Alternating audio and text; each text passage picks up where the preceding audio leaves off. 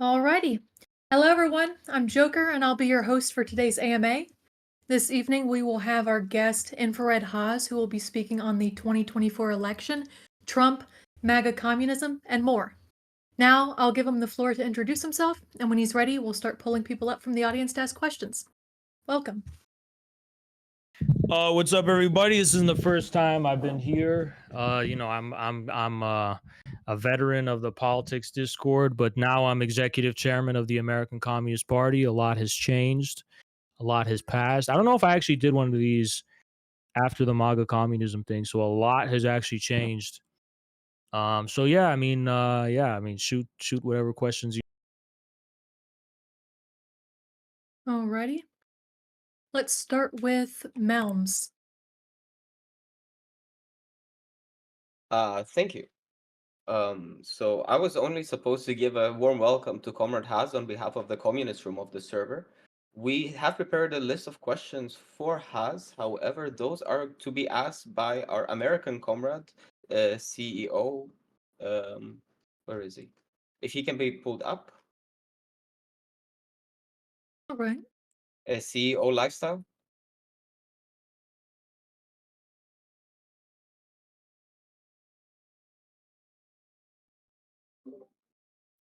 Hello. Hello, hello. Which questions do you have for Haas? Uh, s- okay.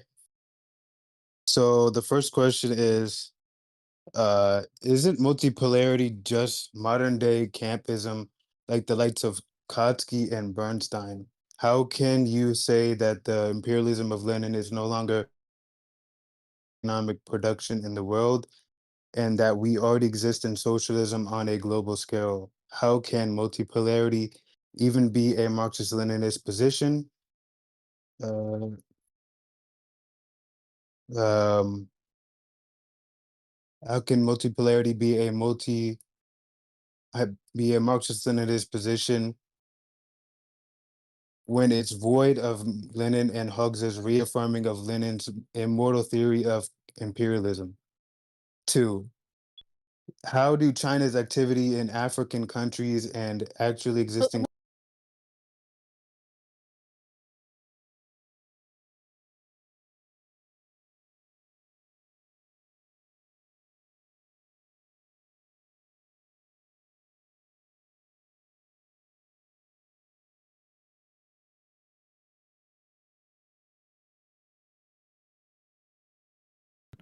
But it's not immortal in the sense that Lenin or any Marxist, for that matter, or Marxism, Leninism, for that matter, believes that imperialism is a permanent state of existence.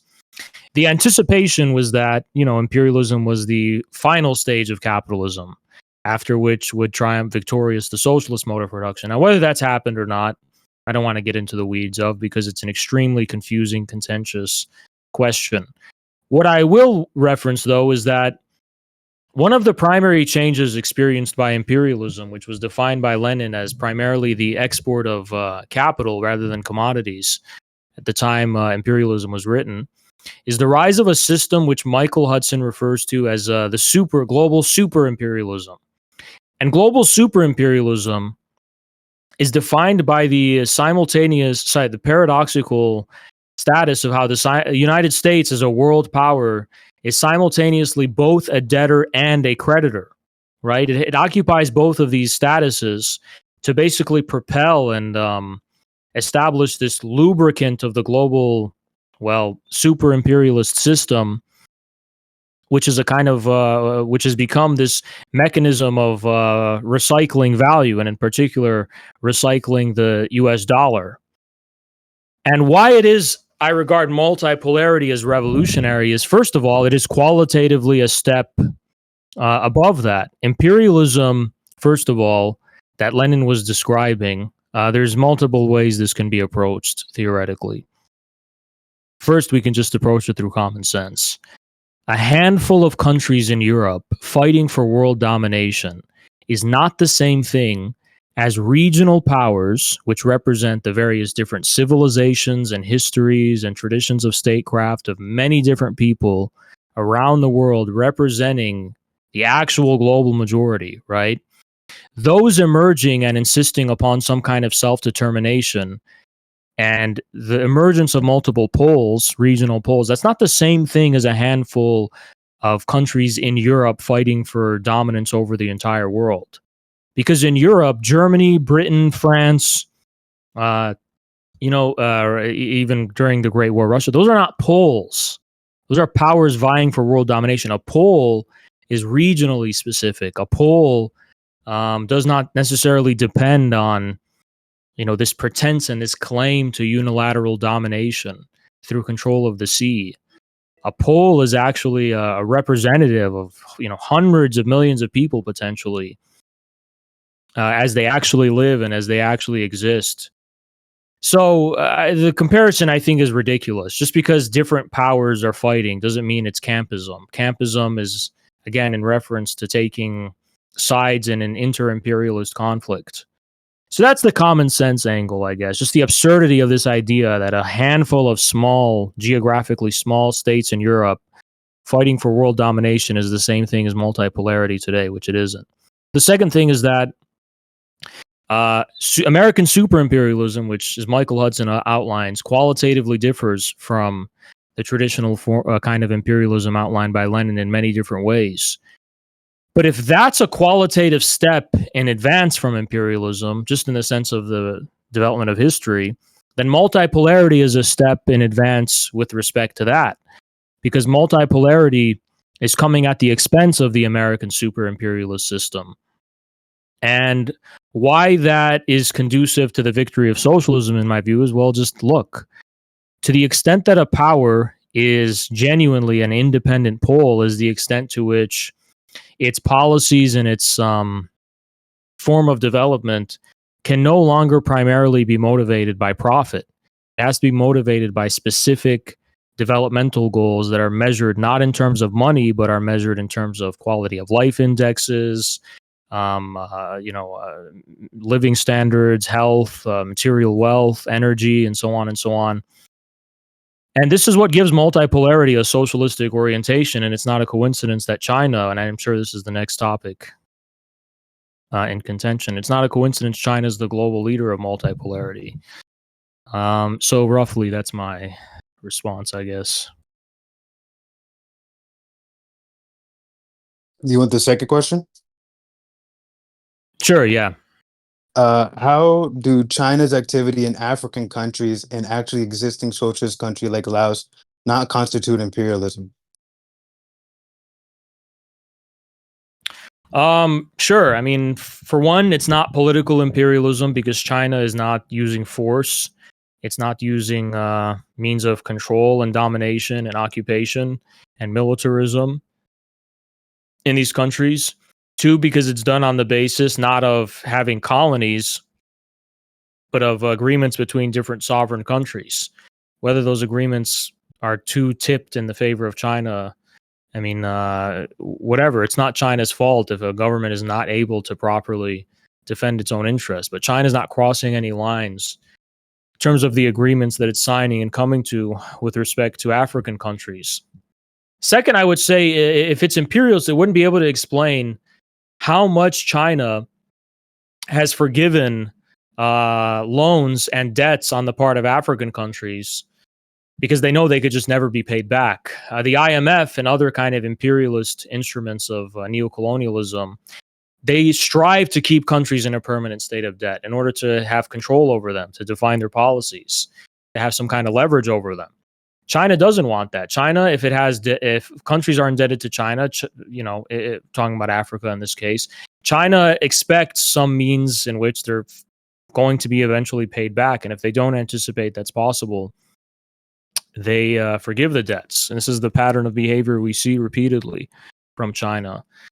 I'll also say that China's economic relations are also, there's also an element where this is similar to the second thing, where they are defined by win-win developmental goals, not the pure pursuit of profit. They, of course, figure within China's 5-year plans. And of course, there's economic interests as far as Chinese enterprises are concerned, but only to the extent that they fit and the developmental goals of the 5-year plans. So there's a lot of things that distinguish them from imperialism, frankly. There's the imperialism in the political sense. Now, I've seen people try and make the argument that it's imperialism in Lenin's sense because China is exporting capital. But such an absurd qualification of imperialism in the 21st century would mean that plenty of small countries that export capital to the imperial core, to NATO countries, and to the United States are imperialist, which I don't think anyone is prepared to commit to as an idea. It's ridiculous. The export of capital in the form of investment and credit and so on, doesn't, I mean, it would create a lot of awkward descriptions of the current world system as far as the people that accuse China of imperialism on that basis. So in many ways, the world imperialist system has become subsumed by another system, which is the super imperialist system, described by Michael Hudson. And that system is being gradually undermined by the emergence of BRICS. So the third one says, what is your response to Bordagists/Lefcons who often argue that the USSR wasn't socialist because it had commodity production and scoff at Lenin's notion of socialist commodity production? How do you defend the notion of socialist commodity production and SIOC, socialism in one country, from their typical attacks? Well, okay. With respect to socialist commodity production, if you read Marx's descriptions of how modes of production change and how they transform, a mode of production is never eliminated in one fell swoop. Modes of production are reproduced historically. And the decisive significance of socialism is that when the capitalist mode of production begins to be reproduced in a way that is no longer conducive to its own premises, this is kind of signifying a contradiction, which Marx interprets as the emergence of a new mode of production, the socialist kind. So rather than just eliminate commodities entirely in one fell swoop, the emergence of the socialist commodity, which if you actually understand what a socialist commodity is, it's a commodity defined by a limited and determinate quality of exchange, meaning it can't be exchanged for anything. It differs from general commodities because it's not indeterminate in the sense that so and so bushels of grain could exchange universally for any kind of equivalent measured in an abstract formal standard of value. It could only be exchanged in a way that is predetermined, like for example, in exchange for machinery with the state, for example. So this is what gives it a socialist quality. The range and the extent of the exchange is determined according to a different logic rather than profit, according to the logic of developmental goals. So Marx, in his description of how socialism is going to emerge from capitalism, he uses the analogy of the birth. What's the precise quote? I don't exactly remember it. It'll bear the stamps of the previous mode of production as it emerges, as it's. He uses the word birth pangs. I don't remember the exact quote, unfortunately, off the top of my head right now. But yeah, I mean, it's confusing to people because it's like a commodity is only capitalism, but capitalism in the process of its transformation, all of the categories unique to the capitalist mode of production will be assimilated and subsumed by a new logic of production. They're not going to just be eliminated outright. They're going to be assailed by an even higher logic. And it's this subsumption that sublates them, that renders them superfluous rather than just abolishing them by decree. The question of socialism in one country is, I think, the most contentious one because Yes, Marx and Engels did not actually anticipate the long-term development of socialism to be in one country. They did believe that all of Europe, there'd be this pan-European revolution that would happen simultaneously, and that the dissolution of the capitalist mode of production would correspond to the dissolution of the nation state. Now, the extent to which they're correct, I think, can actually be justified by the fact that the Soviet Union wasn't a nation state. It was a multinational polity, which, today we have these phrases like from Zhang Weiwei, like civilization states, right? And these are, these are forms of political existence that are much higher than nation states. So that prediction was correct, but the notion of a simultaneous world revolution was an incorrect prediction. And it's to that extent that, the phrase is called Marxism-Leninism. It's not just called Marxism. Lenin had a qualitative contribution, which changed and rediscovered and in many ways reinterpreted Marx's original view.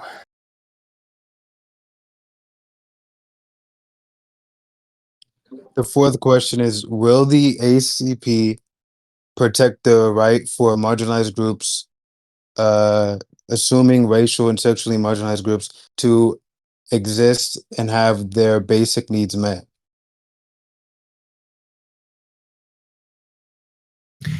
I mean,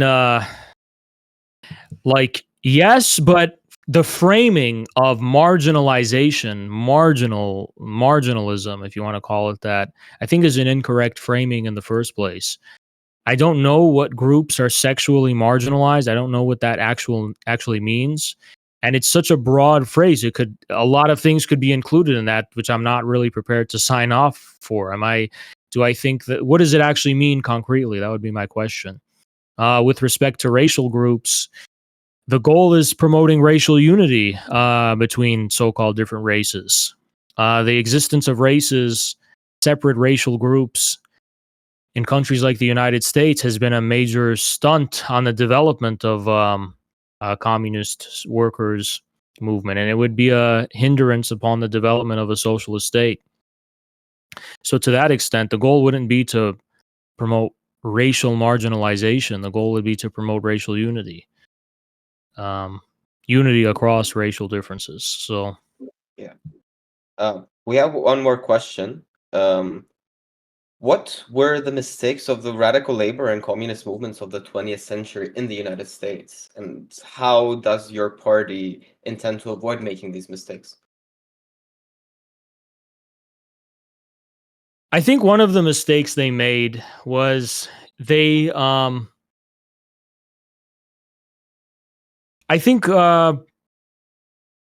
they basically didn't know how to translate the revolutionary experiences of other countries like Russia or China or other, non-Western countries to their own context. And that led to a circumstance where, the avenue of social democracy was a very easy one to pursue.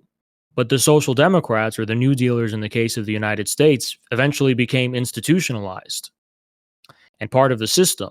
So when other forms of populism started rearing their heads, other forms of mass popular discontent with, the system, with the establishment, they were communists, which were, radicals. I don't know if we're talking about revolutionaries that were distinct from social democrats, found themselves in an awkward situation. On the one hand, they opposed the reactionaries, obviously, but on the other hand, they opposed the social democrats and the New Dealers in their own ways. But they weren't really able to articulate how concretely they could distinguish themselves from the established left, the social democrats and the New Dealers. So they kind of were caught in this limbo between just defending social democracy or defending the Democratic Party, or consigning themselves to an extreme radical fringe due to fanaticism and dogmatism and sectarianism. So articulating a Leninist politics or articulating a revolutionary politics in this circumstance was difficult for them, and they failed to do that. And they failed to do it because they didn't really fully understand. And this is also why Lenin wrote Left Wing Communism and Infantile Disorder, because the Western Marxists didn't really understand what the Bolshevik Revolution was actually all about. Lenin is here, he's breaking with international social democracy, but why? What's the actual substance of that dispute? And the way they interpreted it was that, well, it's because we're more pure, we're more left, and we're more, ideologically principled. So that created a precedent where like radical politics was based on theoretical purity or ultra leftism or something like that. And put it this way, I don't think Bolshevism as a realistic and pragmatic Bolshevism, like the real substance of Bolshevik politics, ever got imported into the West. I think the people that were trying to follow the example of the communists meandered, and there were some limited forms of success, for example, in the CPUSA under Foster in the 30s. But there was this meandering between, extreme ultra leftism and idealism versus, and when they wanted to be pragmatic and realistic, they decided to just kind of go over to the Social Democrats. So that was an extremely difficult situation for them. And that's the best way I could explain it, I guess.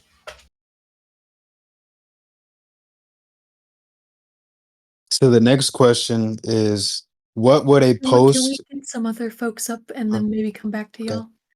Okay, yeah, that sounds good. Yeah, thank you for your time. And I just wanted to say one thing. Like me personally, I've been checking out the scene of American communism for quite some time, and honestly, until the coming of the ACP, has been dead.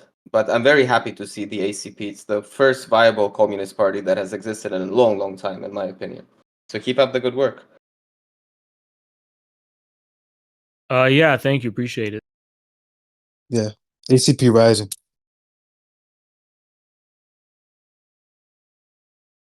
All right. Our next speaker is Purple Noon. Come on up.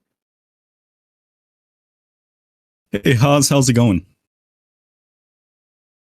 Good. How are you? I'm doing good, thank you. And I just wanted to tell you, a member of your community, Stannis USA, constantly hits on transsexuals, including myself. Is this what MAGA communism teaches? What is your opinion? All right. So this is Stannis. All right. Excuse Very me? No, funny. sir. Yeah, very funny. And Did you miss me? no, Should I I did come not. back? No. I can come back. Yeah. Yeah. Well, we're not. We don't want anything to do with you, Stannis. I mean, you went too far. You went too far. Okay, was it that gay tweet? It was a lot of things, frankly. The trolling, it just went way too far. And yeah. Okay, cool. Well, I'm speaking on behalf of Jay Dyer now, if you believe that. But would you be willing to debate him away again and not run away this time? Yeah, very funny. I get you're doing the trolling thing. And, my advice is, Stannis, yeah, it's true. 99% of people on the internet are, well, I don't want to say any bad words, on Discord, but, they are not very smart, let's say. And it's very easy to manipulate mass flocks of stupid people by trolling them and doing outrageous things and watching, be like, look how stupid all these people are for reacting to it. But you got to think like, okay, where to go from there though? Like, I don't know. My advice to you is, why don't you draw out the existential implications? Like, why are people so easily manipulated by bait and things like that? It's like, well, is there anything we could recognize as human about them still, despite that fact? Do you think you're just superior because you control like this and people fall for it? Is there anything that can be salvaged from the mass stupidity that we see proven by all of these people falling for bait and trolling, So it's my advice. Okay, and just one last thing, if you don't mind. Is there a chance I could come back? No, No. no, there's Okay. not. Well, thank you, Adam. I meant Haz. We'll be seeing you. Yeah. Okay. All right. Yeah. All right. Bye bye. Okay, next up we've got Molly Tov. See if there's anything interesting out of this one. Molly Tov, are you there? I am, yes. Awesome. Hello. So earlier you talked about the mistakes of the radical labor movement and communist movements within the US in the 20th century. How does the ACP intend on avoiding making these same mistakes in the future? Yeah, I think yeah, good question. I think that one of the things I think that distinguishes us is that our constitution and our declaration and the whole spirit of how our party works is that the premise of the unity, the premise of this, most people think it's a split from the CPUSA. We don't interpret it that way, but and I could forgive someone for seeing it that way. The primordial sin of our organization that unites us together is not a desire to be theoretically pure, ideologically pure, or even homogenous ideologically. We all agree on basic premises, but the basis of those premises is something practical and materially real. It's just that it's pragmatism. It works. Marxism, Leninism has worked in a certain way to a certain extent.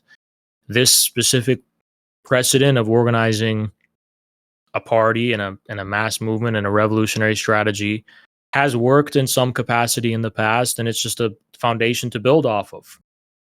And success is being measured by work, and the premise of the unity is based on an aspiration to get things done, not an aspiration to validate ourselves subjectively, not an aspiration to fulfill a utopia or a pure idea. It's just to get the ball rolling and accomplish things tangibly.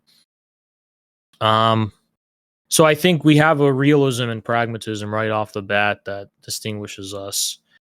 But I think there's also something else, which is that we have an extremely I think refined understanding of the relationship between ideologies, between movements, and political phenomena. I think that we can kind of see between the lines. For example, when it comes to MAGA, not all of MAGA, not all of that is going to be dismissed just because of the superficial ideological commitments. We're not just going to brand it everything as reactionary. There's an extent to which it is rooted in this breakdown of the Democratic Party and the Uniparty in general.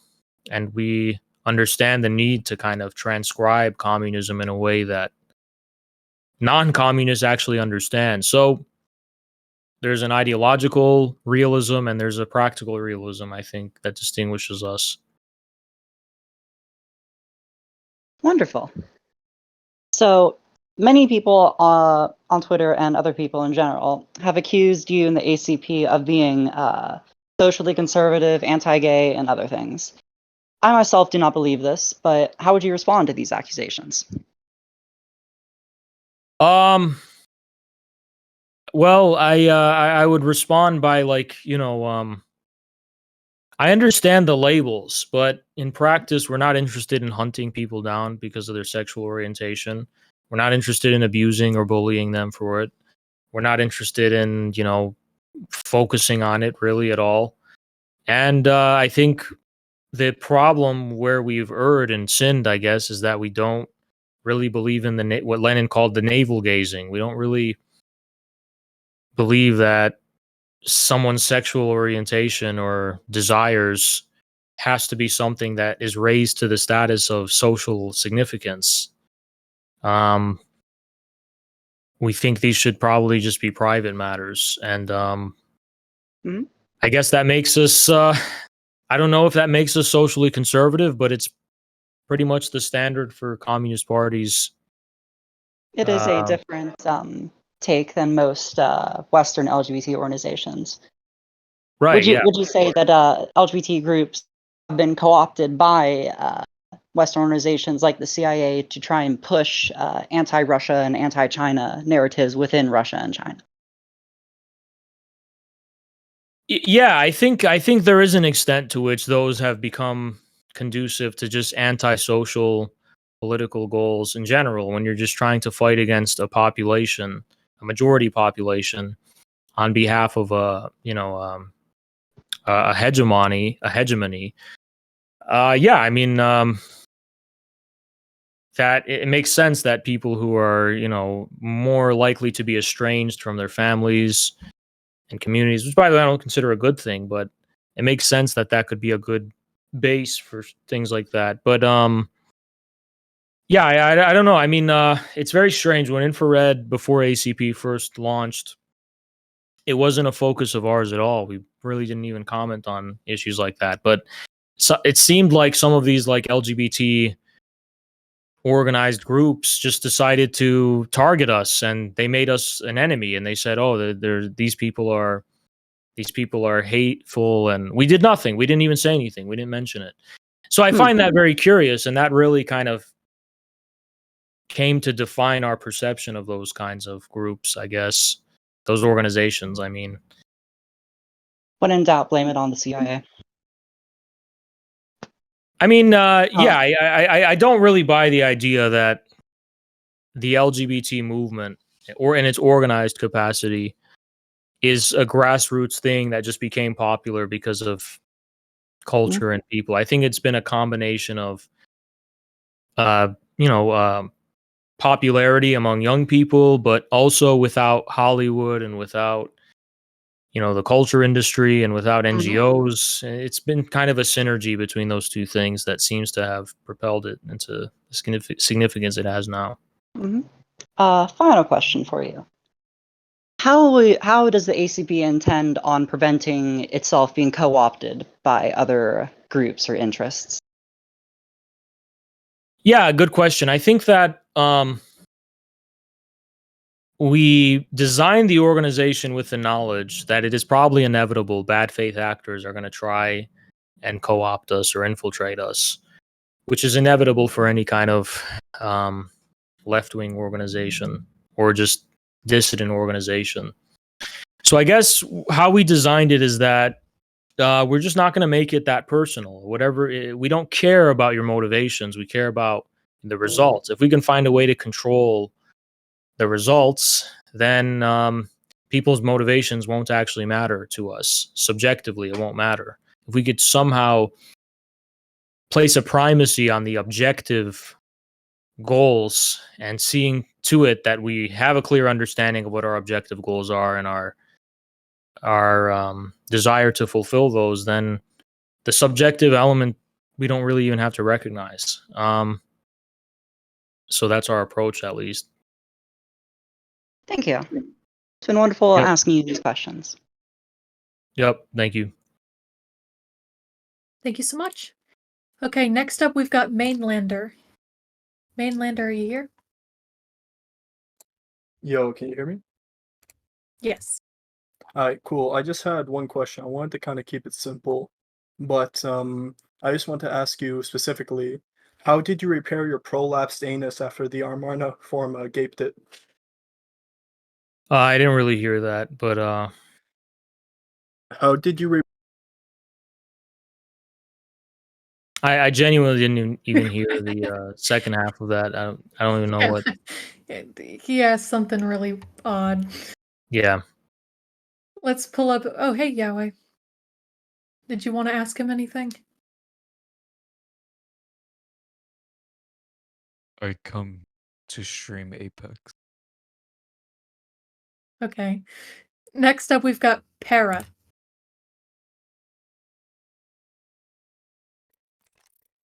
Hello, hello. Yep. Okay, so Haz, I am someone who's been looking to join the ACP. I'm a black trans woman. I don't know if that's okay or not. I mean, I've been kind of wary of joining just because of the things your members say on Twitter/X. However, I did see a tweet yesterday from @VolkVulture1 who claims that the ACP has trans and gay members. Is that true? I mean, I wouldn't be shocked if a small minority of people have non-standard sexual orientations. It's not really data we collect, frankly. Okay. It's But not like, really it's something I would know, to be honest. okay. I wouldn't be like prevented from joining though, right? I mean, the qualifications for joining are based on merit. It's based on what your background is, what you are capable of doing, and what your character is. So, Okay, that's good to know. I mean, I as a trans woman am proud to fight for multipolarity and Russia and China. So yeah, thank you.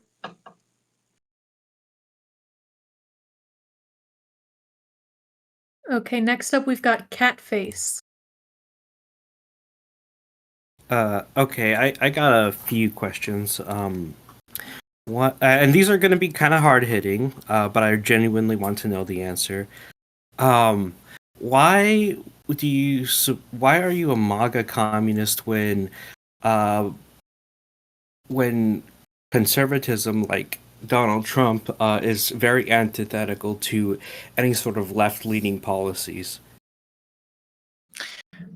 well, I'll just give you the short answer, which is we think the Democratic Party must be completely destroyed for a real left wing to have the breathing room to even take the first step to try to exist in this country.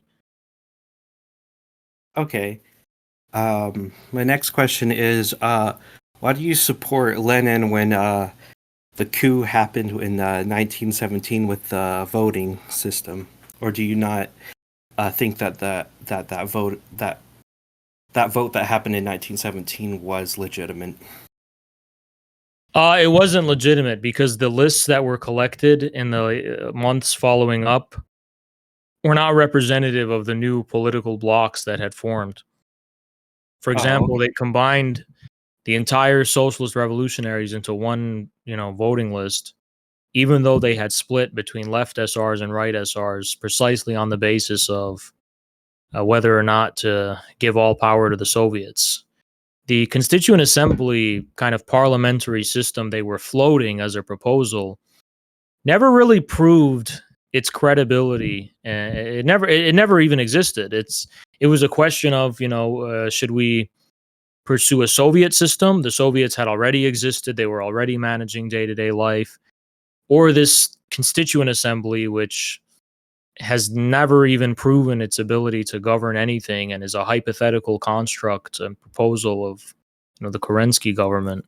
And I think after a year of the population waiting for elections and not getting them, and just seeing the incompetency and decisions of the Kerensky government, they didn't really care to entertain this Constituent Assembly. The goal now was to just,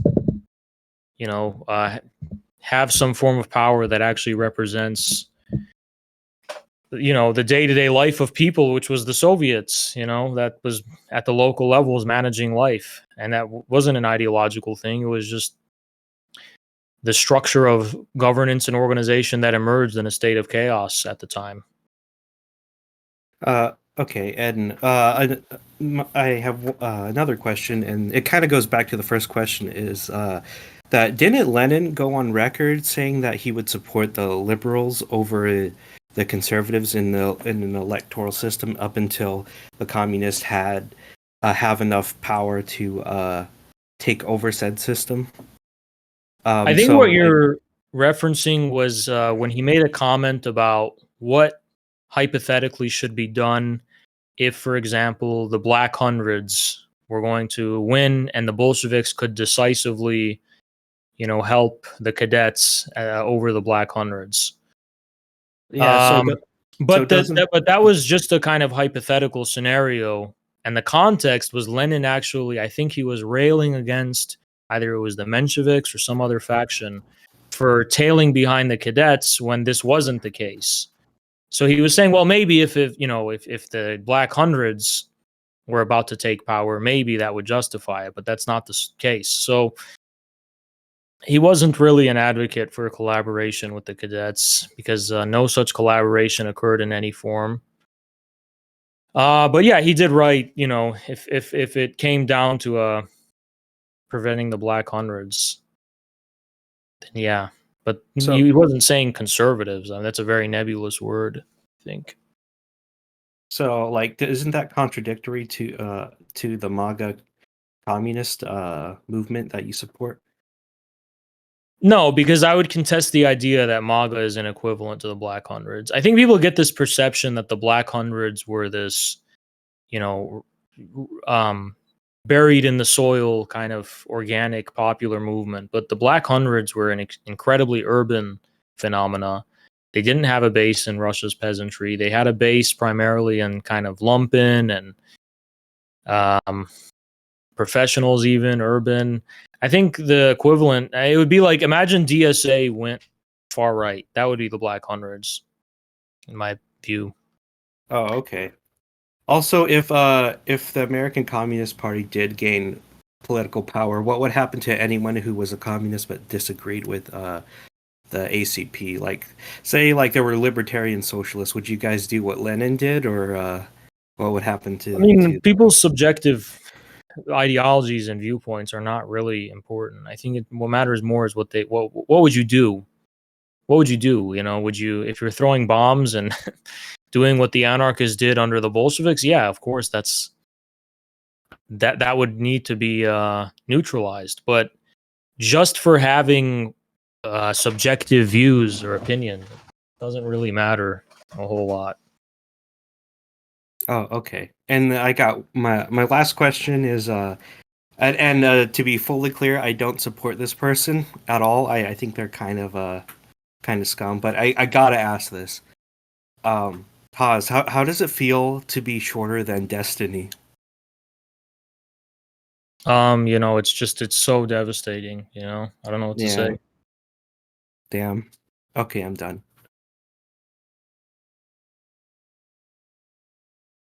All right. Next up, we have one of the mods from politics, mathematician.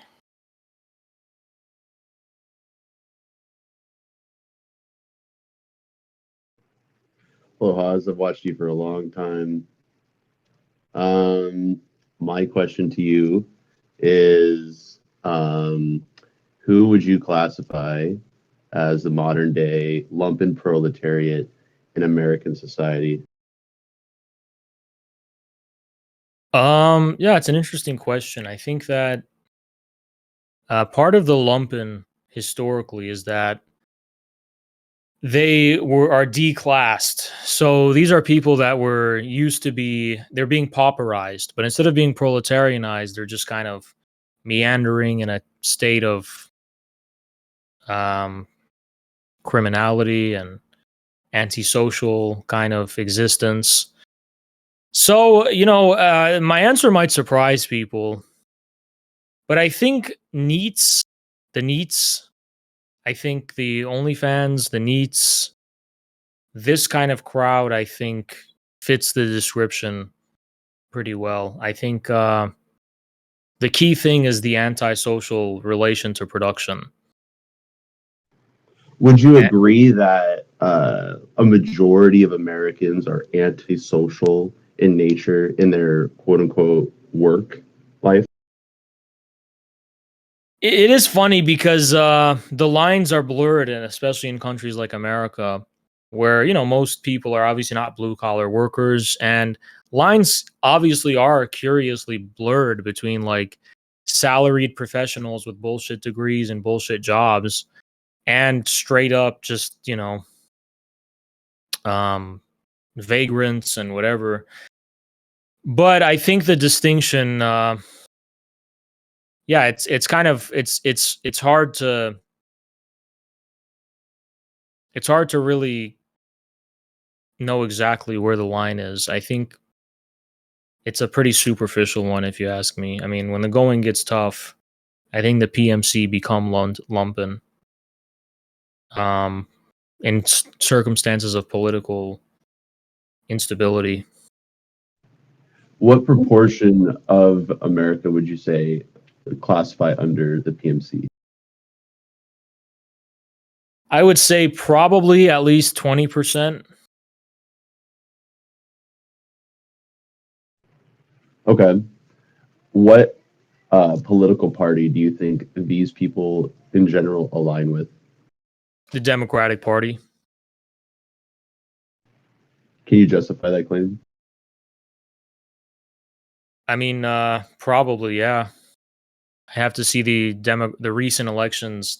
I know for previous elections and primaries within the Democratic Party, there's data that supports this, but I would say the recent one, I haven't looked at the demographic class data, but I did see that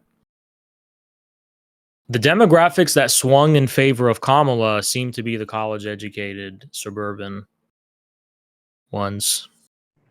I was looking at an article the other day that showed that a majority of Elon Musk's donations go to the Republican Party, and the workers at like Tesla and SpaceX actually donate an overwhelming majority to the Democratic Party. So why do you think that is? Why do you think there's like that? Well, because Elon is not really PMC. He's kind of he's like well, Varoufakis would say he's like a feudal, lord or something. But he's a billionaire. I mean, he's not a salaried employee. He is a billionaire. And yeah, but he's a billionaire that for whatever reason seems to be clashing with the rest of the billionaire class. He's in the minority, it seems like. Or maybe he's not. Maybe the rest of them supported Trump this time. It's not really clear to me. It's not very conclusive. Okay, well, I appreciate you answering my questions. Yeah, for sure. By the way, that last guy was a total idiot of what he said about Destiny. I just kind of see it as like an NPC automated response. I don't really hold them. I don't take it personally like it means they're a bad person. I think it's like a reflex.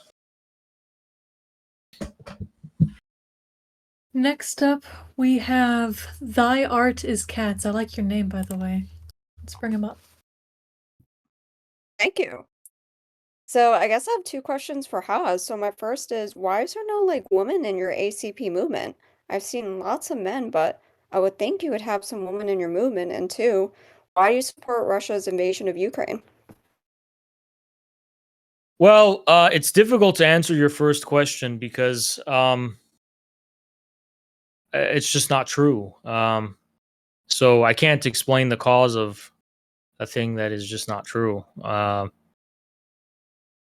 recommend you do more research on our party.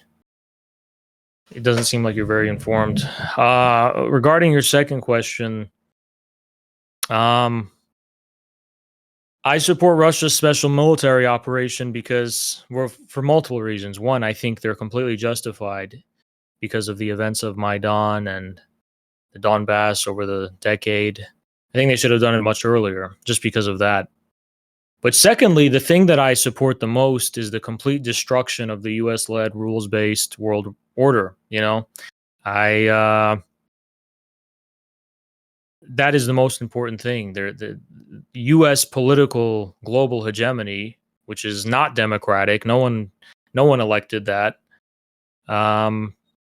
So claiming that it's for the sake of enforcing democracy, I think is nonsense. Acts to enforce the will of the IMF and the World Bank to underdeveloped countries, to prevent their sovereignty, to prevent their self-determination. And I think, yeah, there needs to be drastic militant action by states to kind of formally declare war and rebellion against this world order, which is an unwritten world order, right? So there's this dynamic where the US is a global hegemon, but it's not written anywhere. It's not enumerated constitutionally anywhere. And just in the same way, Russia is an open rebellion against the very thing that has no formal existence, but which clearly exists. So is Russia formally rebelling? Well, how can it formally rebel against something that formally doesn't exist? The best way it can rebel is by asserting its sovereignty at the expense of the will of the US and its rules, just openly defying NATO and the EU and the USA, saying, yes, we can do this, we will do it, and you're going to do nothing about it. So I support them fully and completely with respect to that. Even though I like to think you have talked about being anti-imperialist, correct? Right, which is why I support it. But Russia's an imperialist state, so how can you support Russia? I disagree with that. I don't think Russia's an imperialist state. I think it's a big country that territorially, historically, is bigger than it is now. That's true. It is definitely bigger than Ukraine, but that doesn't make it imperialist. Even though they conquered over 7 centuries of expansion? I think under the Romanovs, you could make the argument that Russia was an imperialist country. I don't think you could make that argument before the Romanovs, where conquest and whatever warfare. I mean, it depends on what you mean by imperialism. Bad Empanada tried to make the claim that, oh, well, even Lenin agreed that the Roman Empire was imperialist. All imperialism is having an empire. But the very passage he cites was literally Lenin saying, no, imperialism is a new qualitative development of history. I'm not referring to the Roman Empire. I'm not referring to the Mongols. It's a new thing I'm referring to, which is different. And so it depends on what we mean by imperialism. I'm not here to be too autistic about it. If you just mean Russia's a big bully, which is a big country that's wanting to dominate and control its neighbors, I don't think that's very fair. I think that Russia doesn't want NATO aggression at its doorstep. I haven't seen any real examples of Russia just trying to control other countries that's not defensive. Like, you control them, yes, in the sense that you can't join military alliances against us and put missiles at our doorstep or whatever. But is Russia trying to control other countries to the extent that, they're not allowed to develop in a way peacefully that reflects the will of their own population rather than Russia's? I don't see examples of that. Okay. Well, someone else, if they have a question, they can go answer. Okay. Blue team down. You're up. Hi, what's up? So I had a question. So you say you've never seen him do it. What about Georgia? Do you think that they did aggressively for defensive reasons, or because they wanted to keep him under influence of power? No, I mean, you could say there's elements of both, but remember, the main thing that happened in Georgia was that this was a post. Sorry, are you not finished, or? No. Sorry, my shit's fucked. My bad. I had to fix it. Yeah. Well, after the dissolution of the USSR, there was a lot of chaos as far as ethnic minorities being displaced that used to be part of like autonomous regions or something. Or just kind of were seamlessly between the borders of different Soviet republics, and this wasn't an issue for them because they were ultimately part of one state. So this was true for Abkhazia in Georgia, for Ossetia, for the Ossetian ethnic minority, and they were caught between Russia, which was North Ossetia, and the South Ossetians, which were in Georgia. And, there had always been a balance in the Soviet Union where the center, which is in Moscow, is kind of managing tensions between the Georgians and the Ossetian minorities and making sure they had this kind of sense of responsibility to protect the minorities, protect one group, erasing the other, and so on. And the North Ossetians in Russia were the ones that were applying the pressure to be reunited with the South Ossetians below, who, the Georgian state was antagonizing. And Russia. But does that give excuse? Does that make it a valid excuse? Because a minority of a old population lives in a foreign country that you can control it? Well, in the abstract, no, but in the context of Russia being the formal successor of the Soviet Union and taking on the responsibilities of making sure that the ethnic minorities within its borders, who they literally have family with, just right across the pond in South Ossetia, taking responsibility for this to maintain peace and self-determination. I think it very well falls within the realm of their. So does Mexico right. have the right? Does Mexico have the right to invade California or Texas, even though it's because it was their land, and there are small minority groups who still live there that have I would just lifestyle. ask.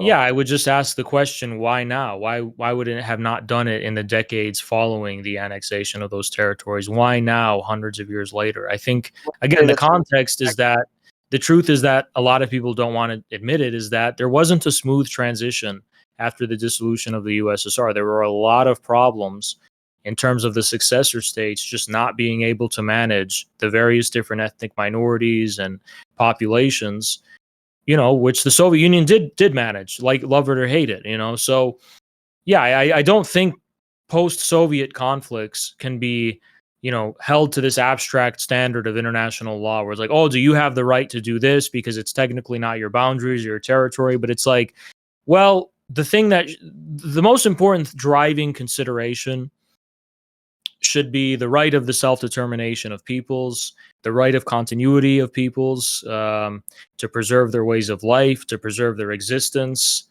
and to preserve stability. So, the Soviet collapse was a complete mess, and the borders that have been drawn since are not very sustainable. Evidently, they're not. Wait, so if they have the right to self-determination, then why is a foreign power coming in trying to determine what's going to happen for them? That just doesn't, because technically, for Russia's a foreign power trying to tell Georgia how to deal with the shit. That's Well, just, did Georgia have the right to invade South Ossetia and antagonize the South Ossetians? does Russia have the right to tell another country during that time what to do, seeing as they didn't even have an economy or military strong to care of itself?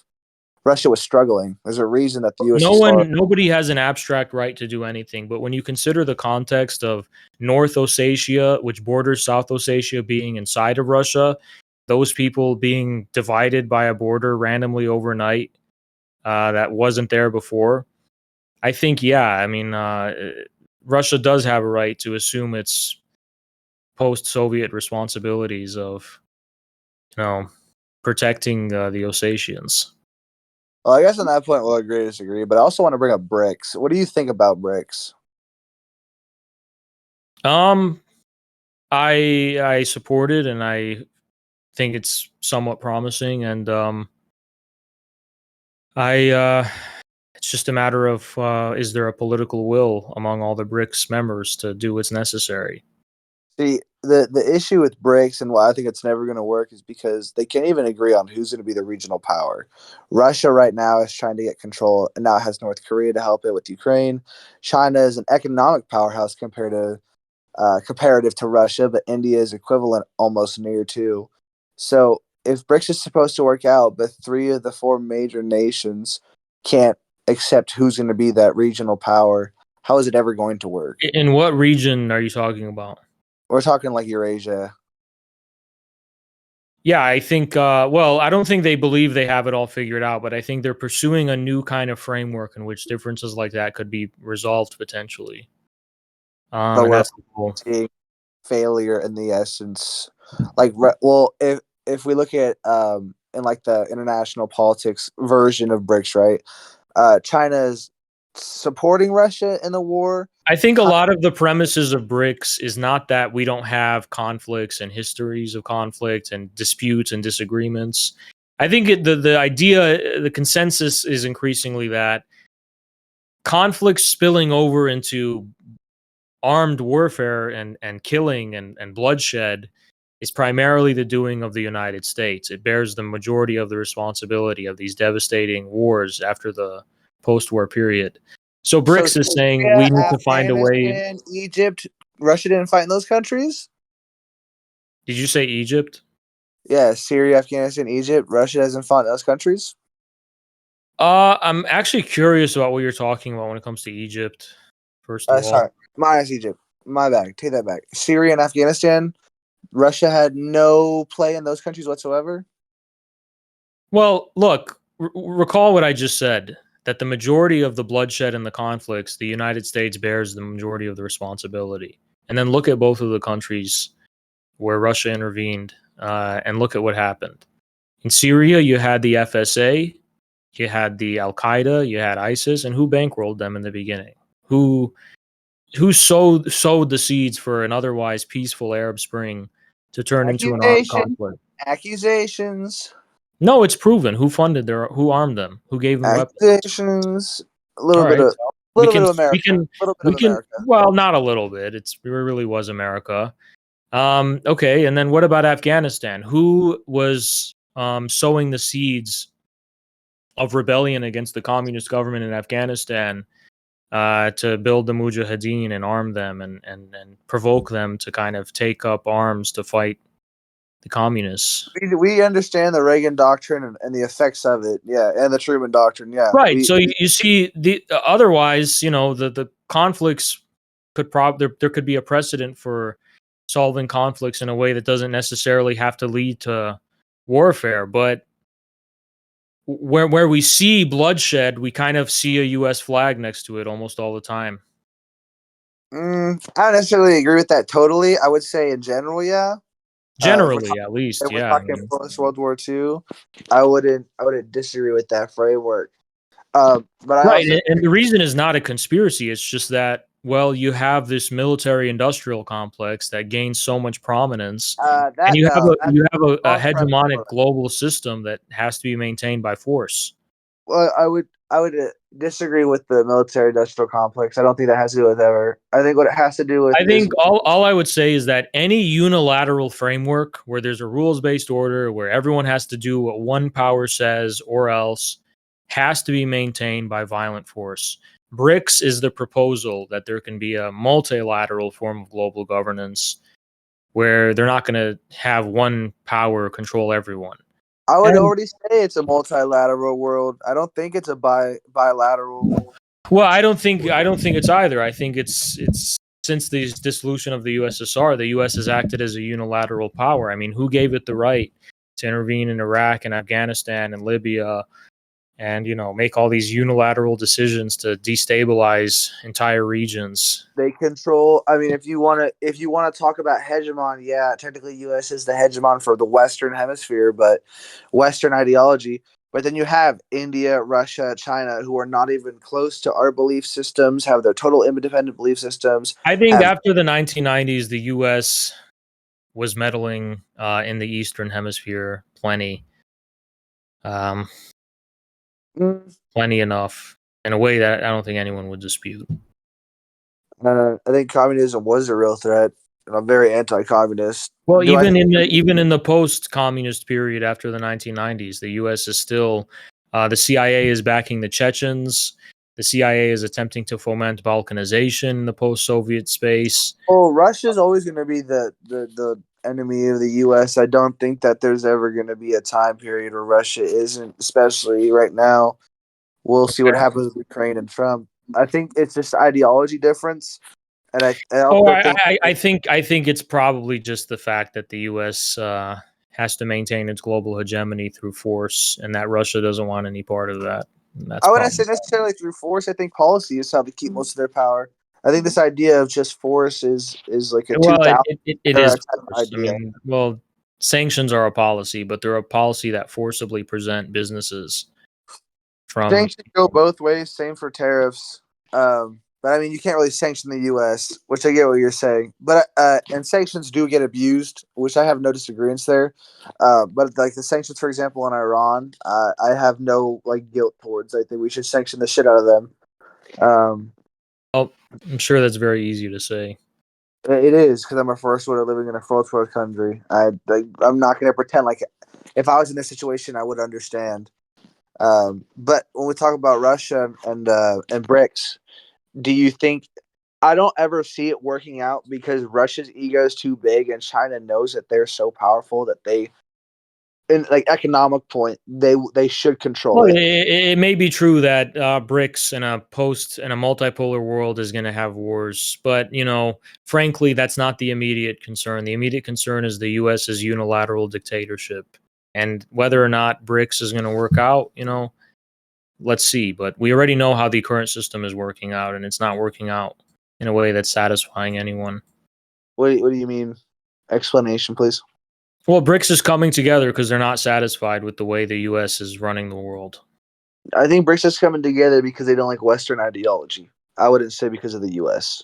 I'd Well, say it's most non-Western state actors don't agree with the ideology that the U.S. pushes, which is followed by the mass of Western civilization.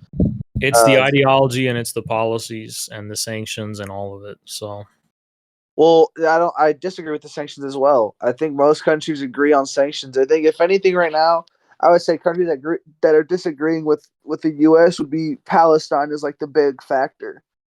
I would say Palestine is probably the biggest factor. right, but you need to understand there's a bigger context to that, which is everyone's sick of the hypocrisy of the rules-based world order when everyone is held under a microscope and not allowed to do anything. But Israel can do whatever it wants and have a genocide in Gaza, and the U.S. doesn't care. And I think that I just don't know reveals. about anything it wants, but I agree that Well, that's how most people see it. That's why they're upset because they're just basically saying, what is this rules based order? What right does the U.S. even have at this point to be the world police when this is what's happening in I Gaza? think people have always understood that it's been a premise of rules for thee, not for me. When it comes to Western powers, most Western countries can do Yeah, but whatever. I think it's reached proportions now that people are just they've had enough.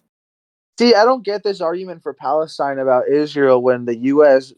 murdered hundreds of thousands of civilians in Afghanistan and then like 40,000 people. I'm not trying to minute the number or simplify it, but I think it's like 2/3 of 40,000 people have been civilians civilians.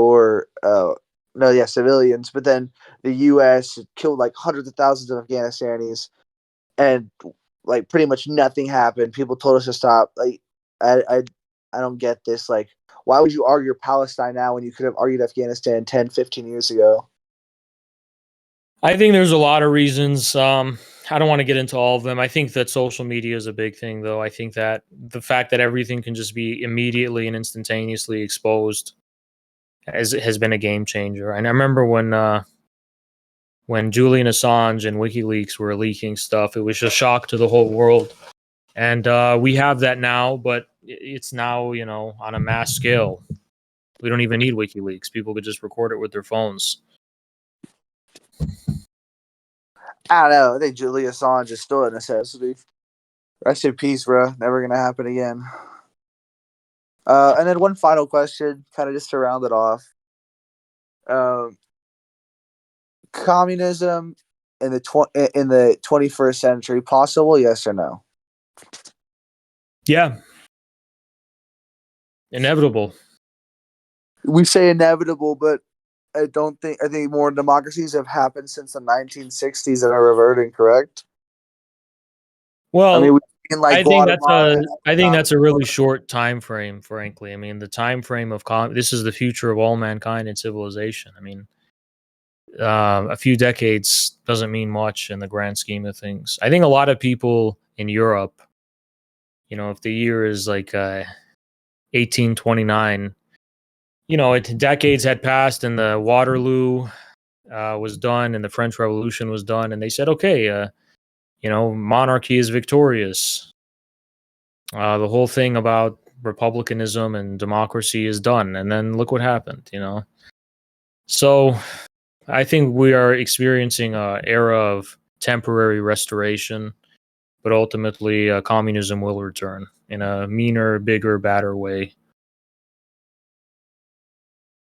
I don't know if I can agree with that. I feel like communism is kind of the dead thing of the past. I mean, Venezuela tried it through the 90s and the 80s. You had Well, Guatemala. You had Guatemala, El Salvador, if communism is dead, I think that the thing that's going to come after it will be just as revolutionary as communism, and it will inherit the whole history of communism, but it'll be like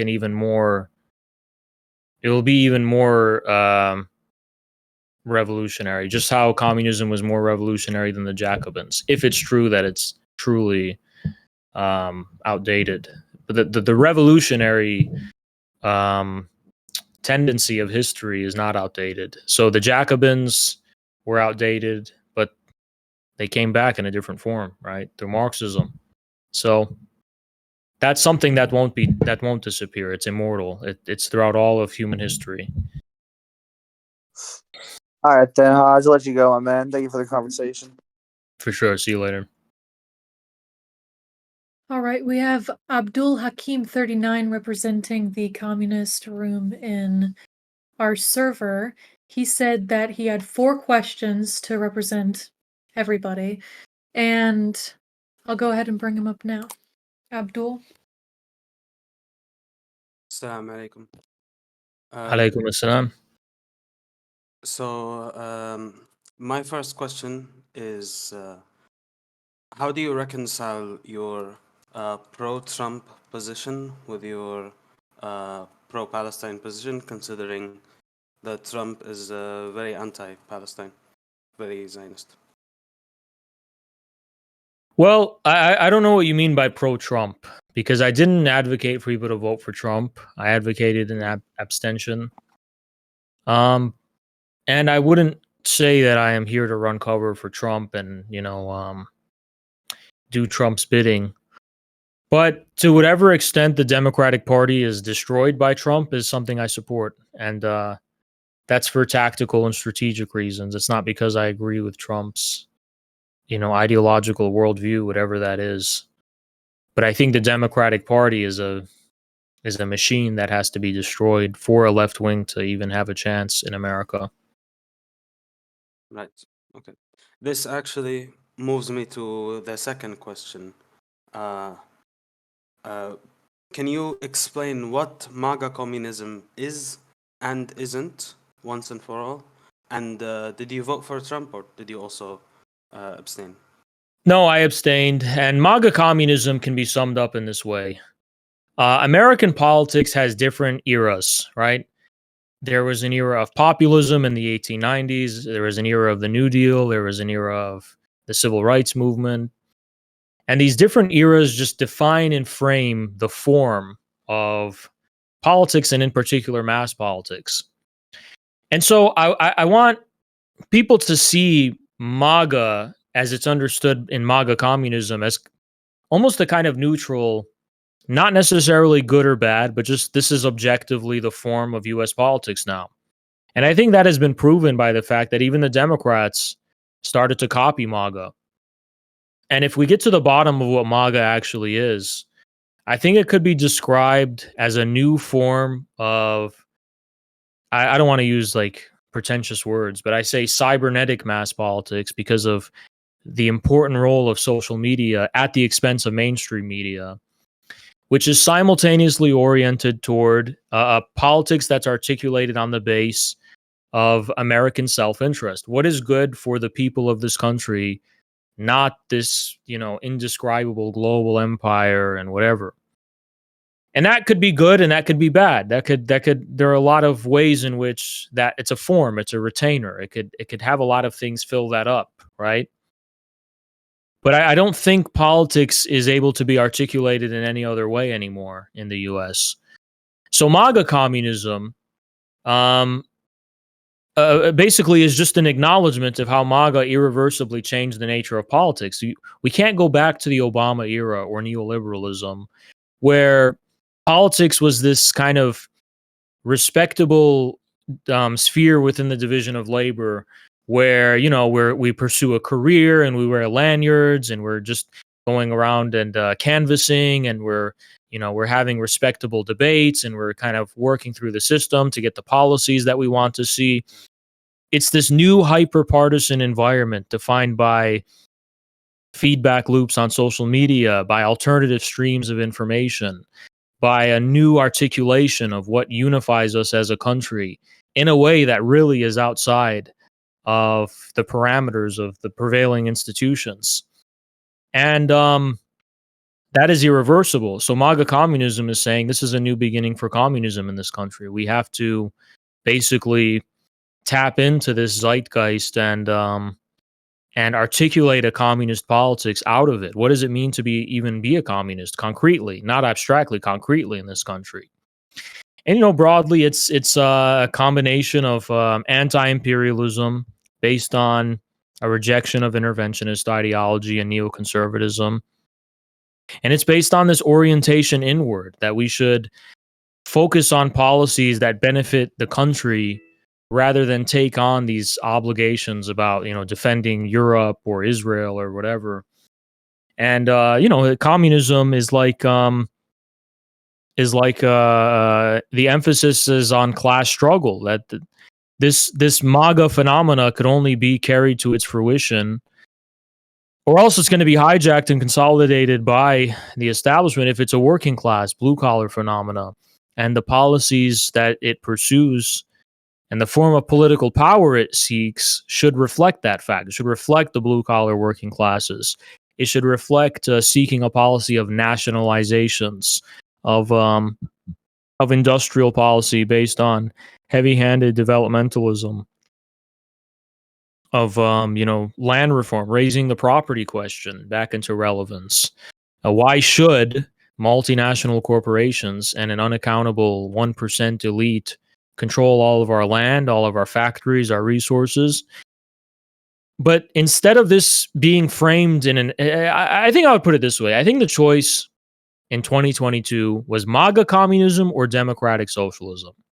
Democratic socialism is this idea that, we should just have socialism because it is more morally sound that this is run democratically on a managerial level for workers to have a say in production, rather than it being controlled by authoritarian, private capitalists, and the whole Noam Chomsky argument.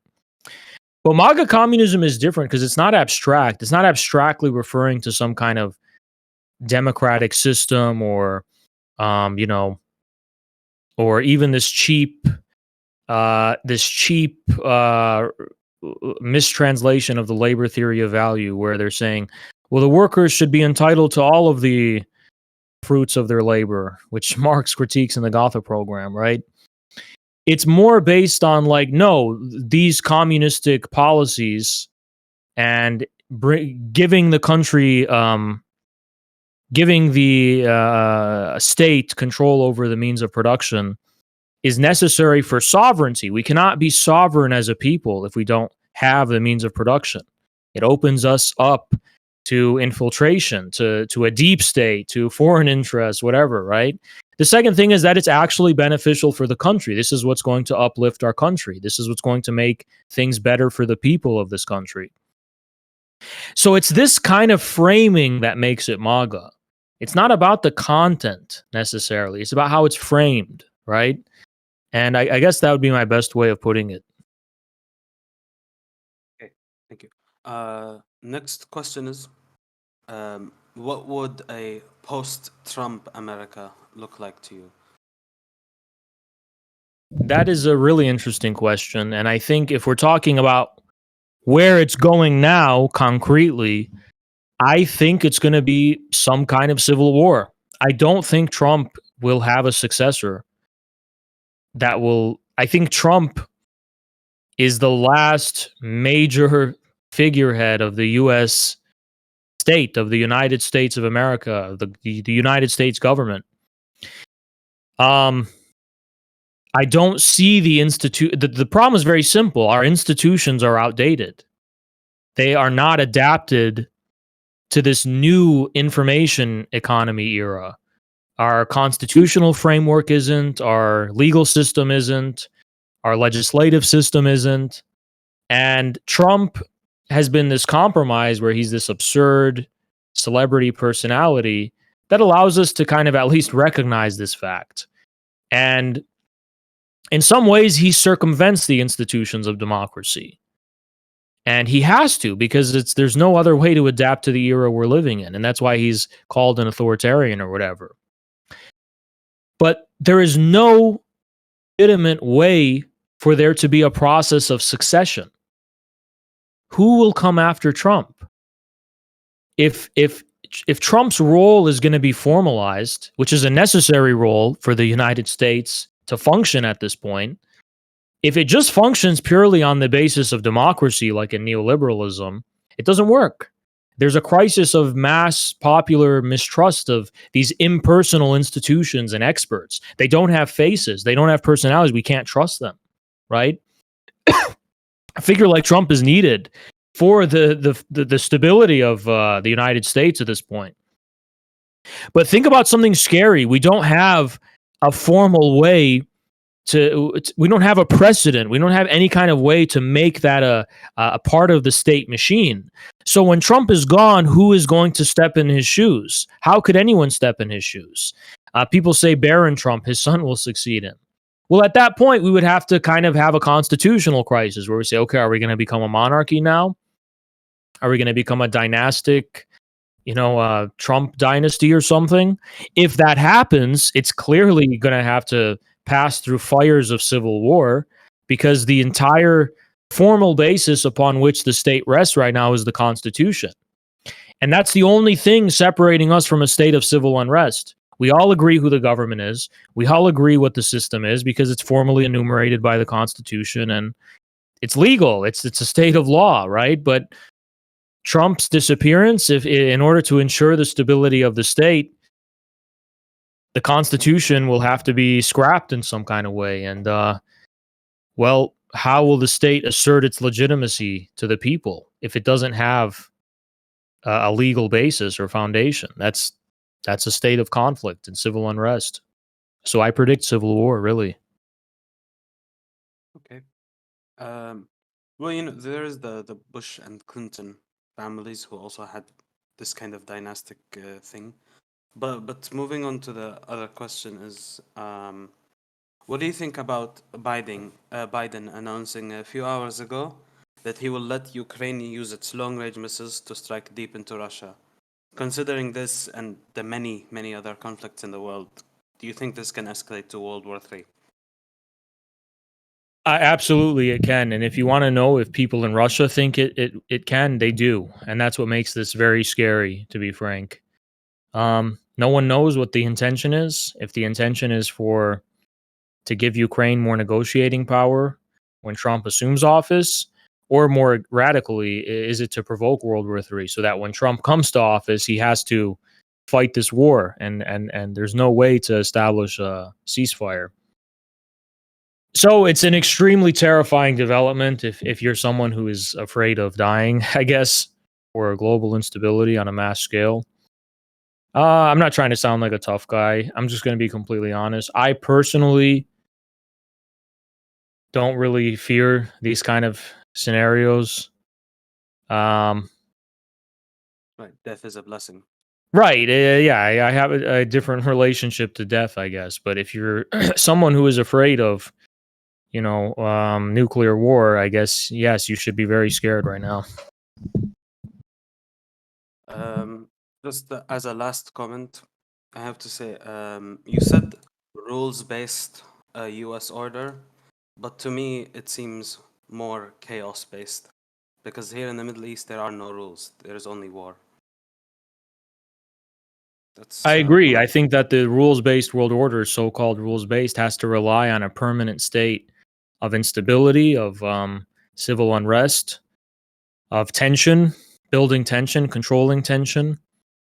And because why? Because it's very simple. Because peaceful development and peaceful and stable development builds sources of competitions with U.S. monopoly capital, which not only U.S. but global financial monopoly capital doesn't want competition. It doesn't want more Chinas emerging in the world.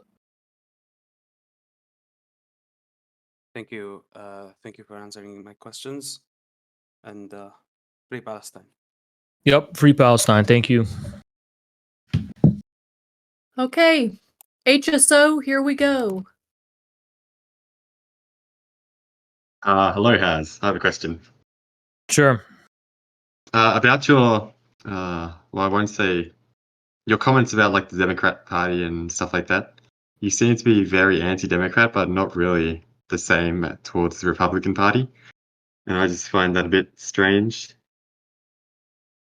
Yeah, I think the source of the confusion is that the premise for this to be a double standard is that the Republican Party is the same kind of effective and competent, well-oiled political machine as the Democrats are.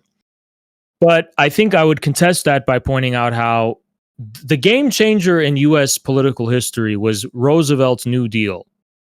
And Mhm. Roosevelt's New Deal was the Democratic Party putting together these coalitions that combined political power with institutions of civil society. That included unions, it included even media, it included and throughout the Cold War, this began to incorporate federal agencies, the CIA, and so on and so on. So the Democratic Party has become this kind of huge machine, whereas the Republicans acted as this kind of pressure valve of a an alternative for the directly private interests of businessmen. The Democratic political machine has to balance. It's very kind of feudal in the sense that it's like the Catholic Church was to feudal kings. It has to balance their interests. It has to balance the interests of these monopolists and capitalists to arrive at one consensus. The Republicans oftentimes were controlled by business personalities, like, for example, Rockefeller, Nelson Rockefeller directly, and others who kind of wanted to go against the consensus in various different ways. Not radical ways, by the way, not profound ways, but to have the room to do that. And that's what the Republican Party was. For throughout the post-war period, for a long time, it was just a party of businessmen, right? Considered a businessman's party. Not because the Democrats weren't representative of businessmen, but because the Democrats also represented all these other sectors of civil society. But Right. I think that has led to a scenario where the Republican Party has morphed into this circus where there are just it's just very it's filled with a chaos of just directly bribed politicians, Mhm. extremists, evangelicals, clowns, populists. Doesn't really have its shit together in the same way the Democrats do. So the destruction of the Democratic Party will lead to a crisis of U.S. statehood because of the legacy of the New Deal that I don't think the Republican Party would. I think if the Republicans were destroyed, it would just be the status quo and they would regroup in a new way, and that would be that. But if the Democrats were destroyed, something would have to fill that vacuum of uniting the interests of the ruling class with the institutions of civil society. And that is a much more chaotic thing. And in such circumstances of chaos, the U.S. state would be severely weakened. And that would be a great opportunity for other political alternatives to fill in, such as a left wing. All right. That makes a little more sense to me. And my next question is regarding do you think Trump in any way is pro peace in Ukraine or Palestine? Because let's say in 2019, I think it was, he also unblocked military aid for Ukraine that was being used against the Donbass. And he's just Right. like his general statements about blowing the top off the Kremlin and trying to strong arm Putin and stuff like that, when Putin is a lot smarter than to go along with his like anti-Chinese Yeah, I think there's. antagonization. I think it's not clear. I think it's absolutely not clear to what extent he's committed to peace.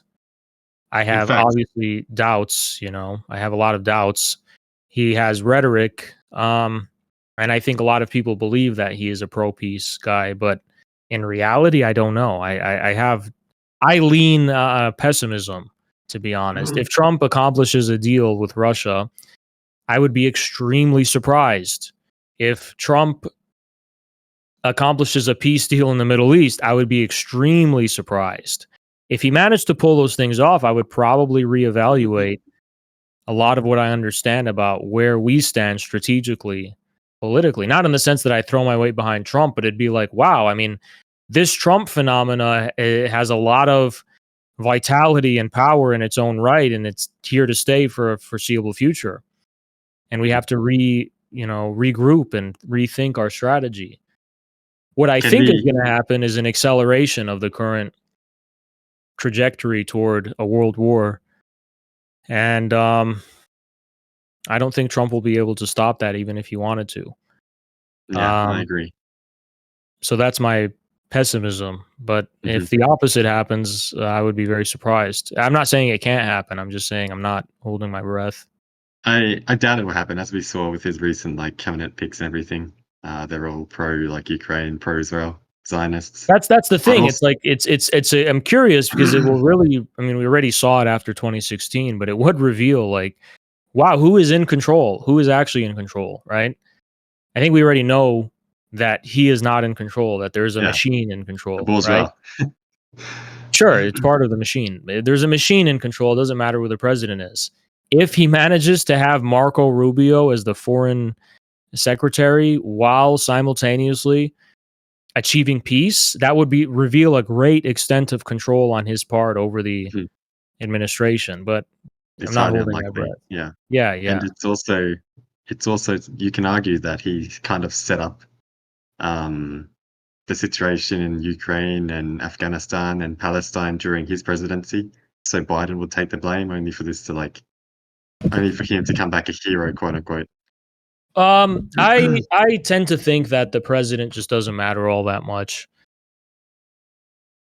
Yeah, that's fine too. I think there's a degree of continuity, which is just interpreted differently subjectively. Oh yeah, I'm just seeing if I have anything else written down.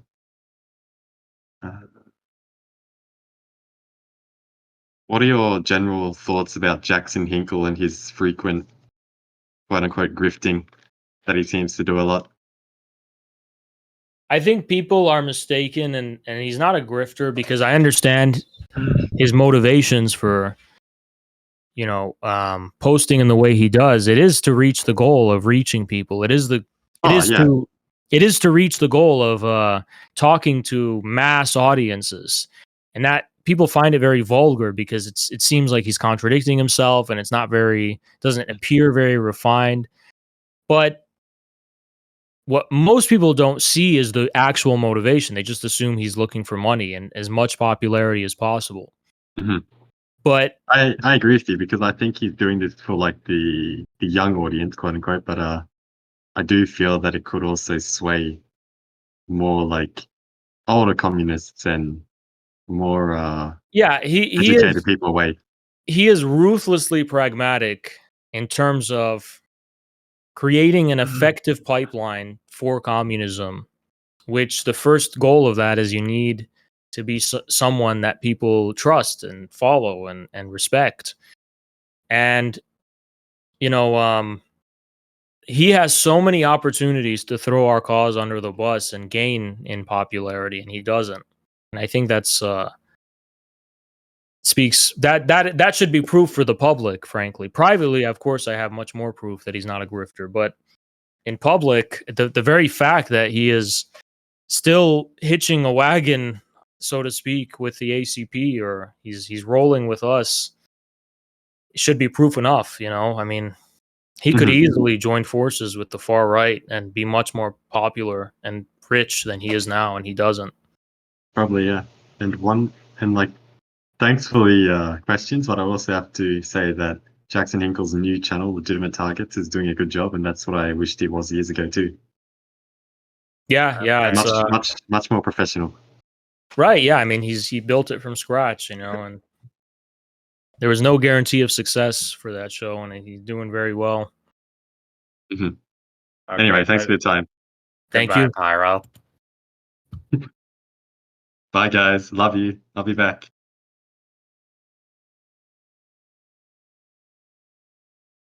Okay, now for one of our own senior mods, Dark Master, come on up. Hello, Huz. So I followed your work for a while, and I've also followed the work of Antonio Wolf.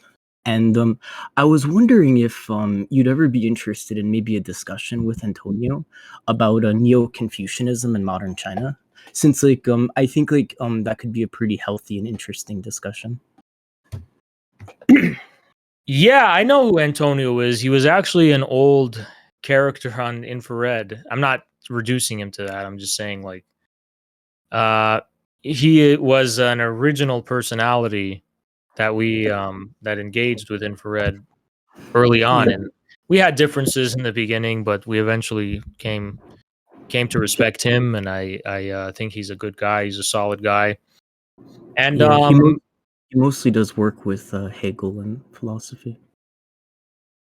Yeah, I'm aware, and the stuff about Neo-Confucianism, I have to admit, it is a blind spot for me. I think the history of Confucius. I know some people in Russia researching this very thing actually, and Confucian history and philosophy is not my strong suit. I have a very vague familiarity with it, but Yeah, we I would like actually. to collaborate with Antonio in some capacity, and I know he's not a Marxist, but our official party journal just wants to cultivate an atmosphere of philosophy and inquiry and stuff.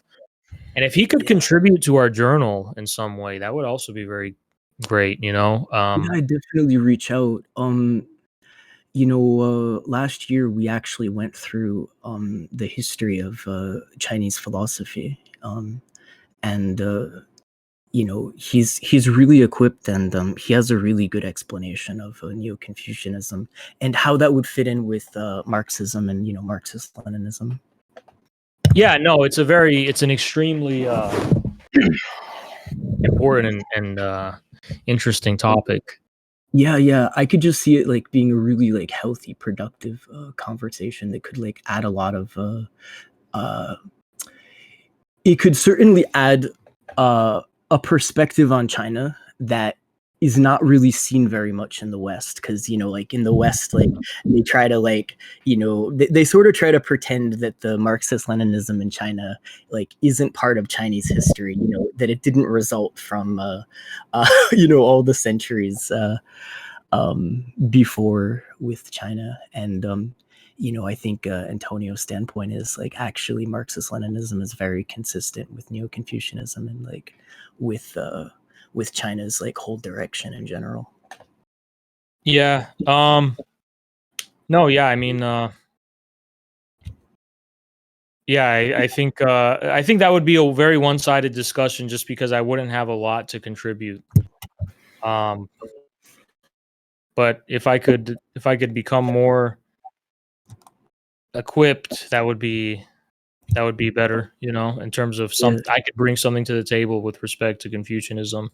Yeah, if you ever need help organizing that, definitely let me know. Yeah, for sure. Thank you. Yeah, of course.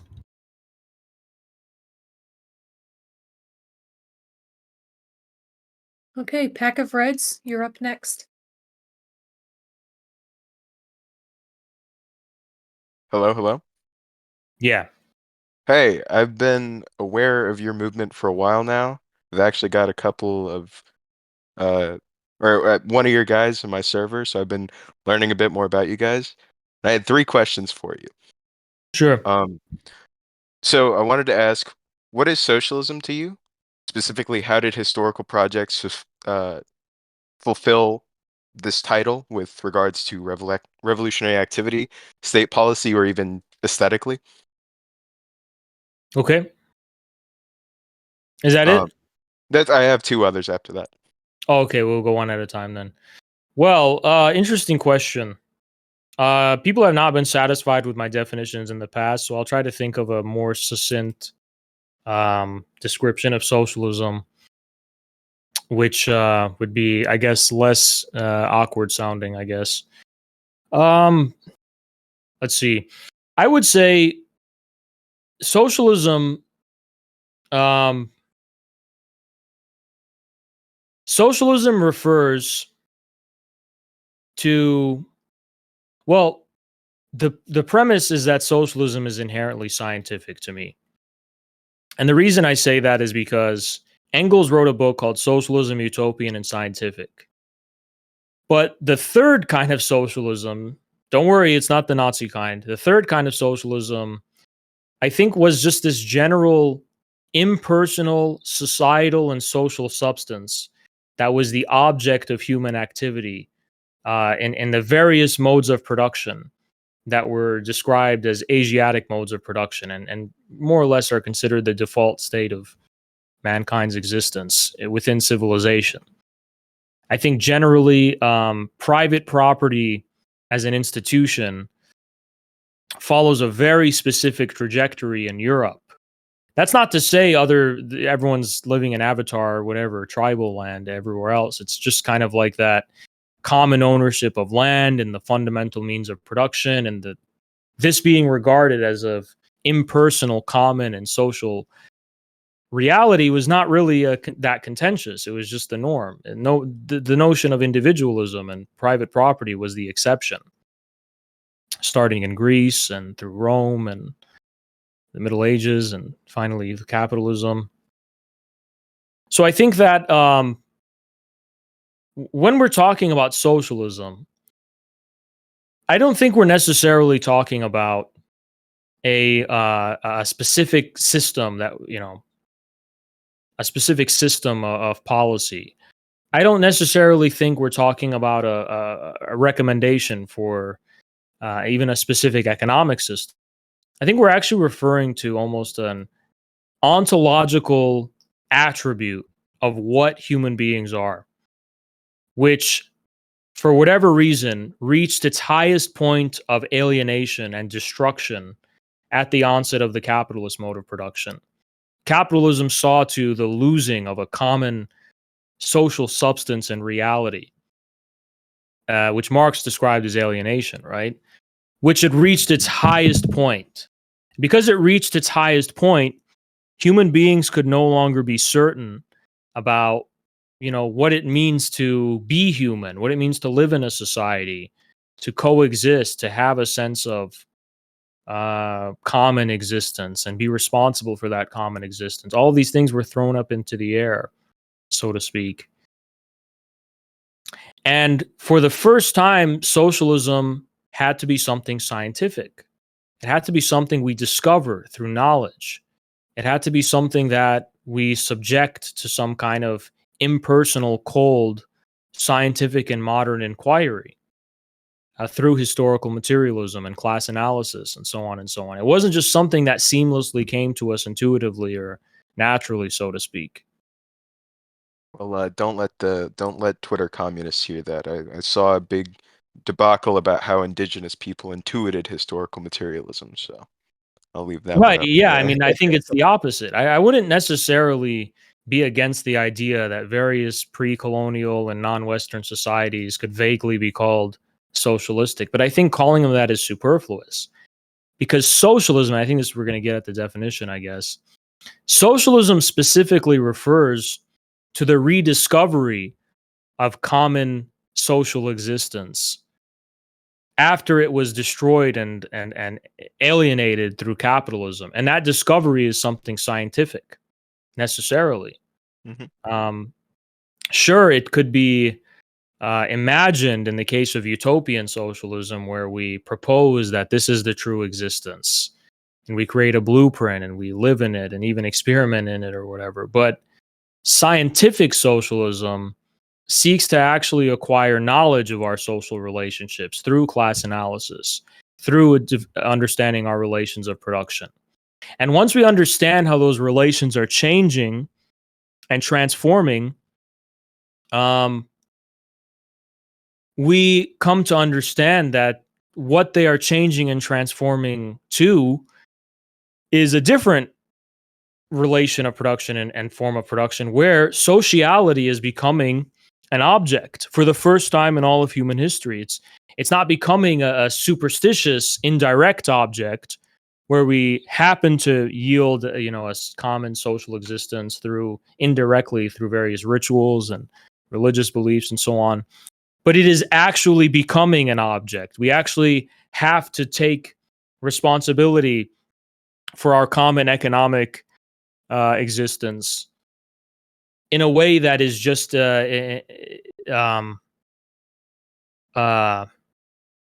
unambiguously clear. Like, it's not indirect. It's not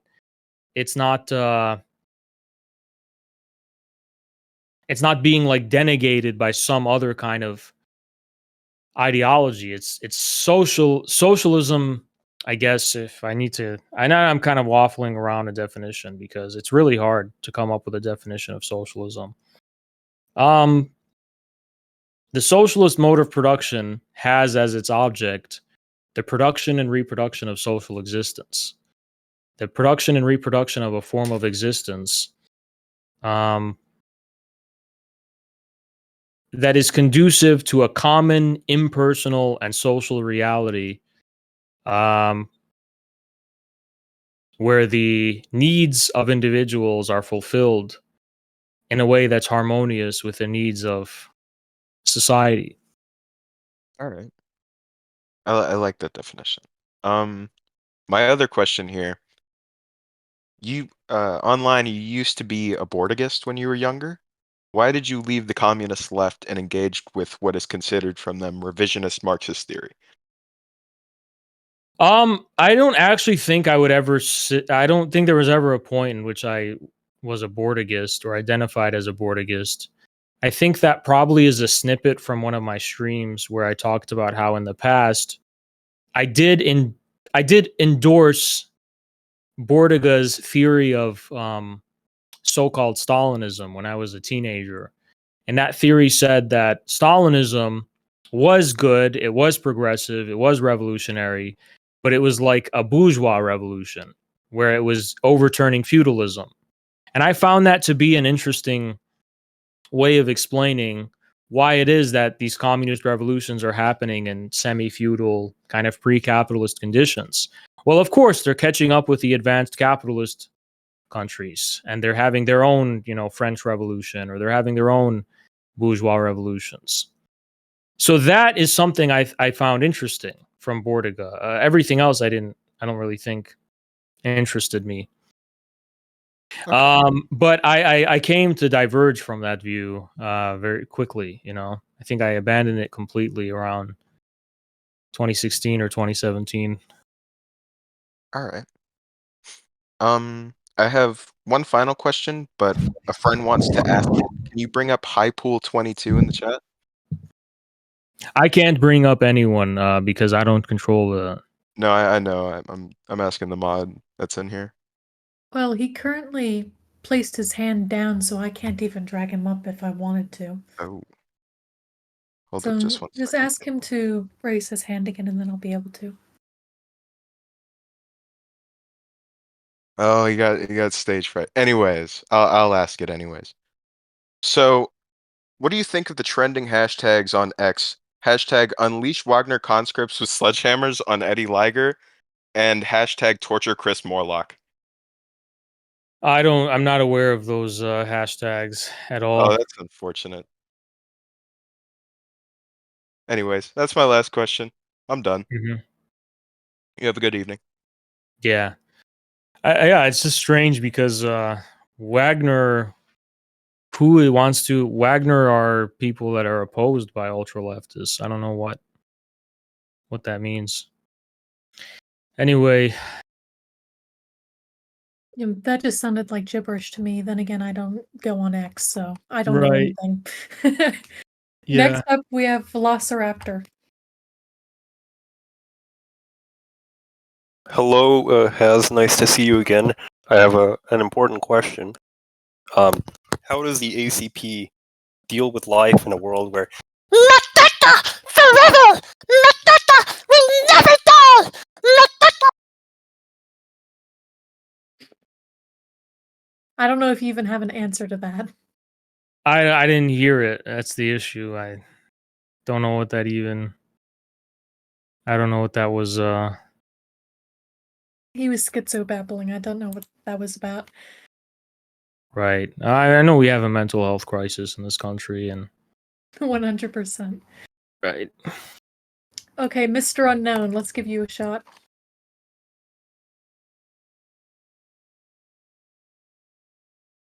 Hello, can you hear me? Yeah. Hello, hi everyone. I had like a question for you, Hans. What do you think about East Germany, like the DDR or like, the NBA? I think it should be brought back in some kind of way. The only thing I actually like East Germany is their military style. Do you know why? They No. Is it it because they preserve the Prussian uniforms and marches? yeah, and why like West Germany never bring back their tradition? Because the West Germans were just completely Americanized, and the communists had a different approach to history. Instead of erasing history, they want to preserve it and carry it forward in a new way into the future. So communists very much believed in preserving history, and that was very important for them. And the Prussian military traditions were part of Germany's history, and communists wanted to be the heirs of the history of nations. And Right. I do understand. But now today, like German right now, they just lost their tradition and their heritage or something like that. But yeah. But yep. Is that everything? All right. And the last question: do you think we should split two country again? Like Eastern is way better than the modern era. But yeah. Yeah, if the whole thing can be the DDR, that'd be great.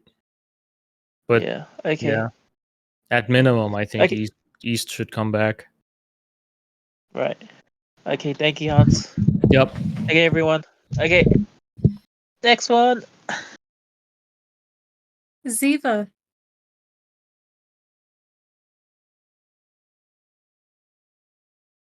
Hello. Hi. Yeah, I Yeah. was just wondering, like, when we win, like when the ACP comes to power and we live under MAGA communism, will a nigga still be allowed to eat some poop, or is that off the table? Frederick.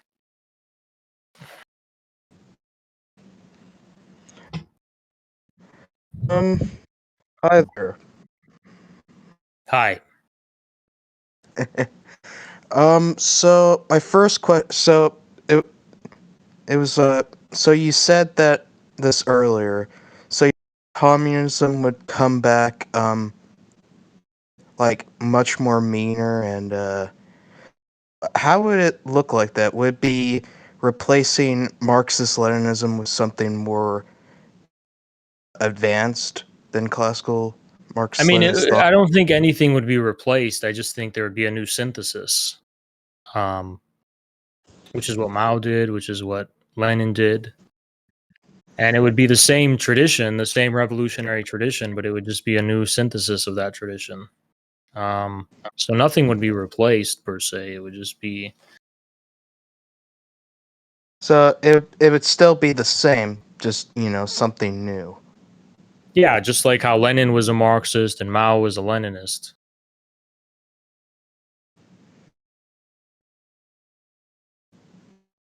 I don't think it's not well. So I think the more radical question was the Marxist-Leninist tradition itself is outdated because Marxism-Leninism already carries the seeds of new syntheses in it. And I would say even if that's true, that wouldn't eliminate the revolutionary traditions of mankind, and there would just be a new one. But I don't really dwell on that because it's not my view at all that Marxism-Leninism is outdated fundamentally. Right. What's your view on Brazil not letting what country, either it was like Cuba or Venezuela Venezuela, not? yeah. Well, look, when Lula was neck and neck with Bolsonaro or whatever, I was raising the alarm bells about Lula. I was saying Lula is a CIA stooge. And, I got piled on and everyone said, oh, you're a fascist, you're this, you're that. You are supporting the U.S.'s interests because you're against Lula, who's clearly against. I tried really hard to raise the alarm bells on Lula really early. And then I gave up and I said, you know what? Right. Yeah, you were right because Yeah. Yeah, I mean, that doesn't surprise me because I knew I was right at the time, but I just stopped because I was just sick of people not wanting to hear the truth. So I left it be, but here we are now. Okay, third question. If the Communist Party was to ever get into power, do you think the USA would be able to join BRICS? or Yeah, that would be a communist. goal. That would be a goal. Yeah, yeah. The goal would be joining BRICS or some other multilateral global institution. Is there any other plans that the Communist Party plans to do? It's what we've been told on your website. The Well, we have our program that's public, and the basic idea is American socialism would be implemented, and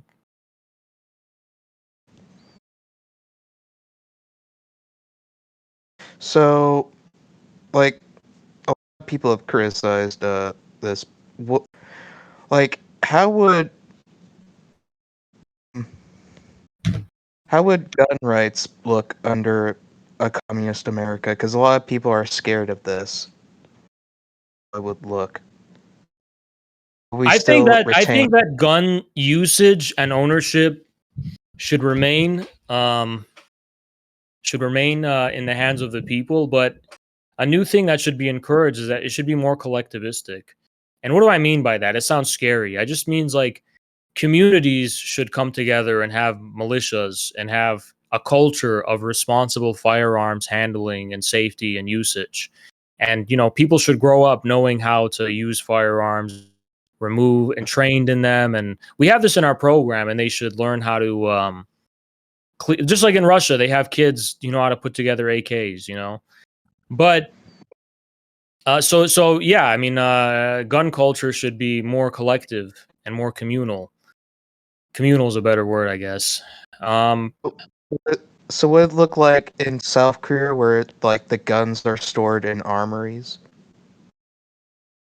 or Well, would it just, I don't think we would want to pass laws mandating that, probably, but whatever happens, whatever makes sense to people. If that becomes more lucrative, that just becomes less of a thing for people to just store weapons in their houses, but they want to store them in a high trust communal society or village, that'd be great. But you know, it just depends on the evolution of American culture, frankly. If it's just going to go in that direction. so think that your party will be able to get in power in your time, or would it come to power after your time? A good question. I don't know. I really don't know. I'm not. It's not a deal breaker that it has to be in my lifetime for me to continue fighting for it. So I guess that's the only relevant thing. Yeah, because I could see this coming big. It wouldn't be like coming into power in your time, because it would probably take many, many years, probably. Sure, that's possible. Your movement does have a chance. I'm not saying it doesn't, but Okay. it's probably not going to be like, in the next 4 or 8 years. That's just not realistic. Yeah, I mean, we're not expecting that. Wrong. I'm just saying. Yeah, we're not expecting any crazy miracles happening. I think that's it. It's good to talk to you, Haz. Yep. I also been banned on your what was it, the Tanky server, because I was making a point about Mao's for pests movement or policy, and I got banned for it. So Well, I don't hopefully, know. I don't know what's going on. So wondering if I could get to that server from you, because I think. well, I got to know if that's really the reason you were banned. But Yeah. all right, thanks for coming up. Appreciate it. Okie dokie. Next, we've got Barba. Thank you, Frederick. Barba, are you present? Yes. Are you guys listening to me? Yeah. Okay. Well, first, I would just like to say good night and thank you for entertaining us in this beautiful evening. I'd also like to say that I'm so thankful for your patience, especially dealing some figures in this server. And I would say that if I could say I'm not American, I'm Brazilian. If American society is a little bit like this server, well, good luck with your party because you're going to need it. Yeah. But yeah, first I would like to present my question. Then I would like to make some clarifications.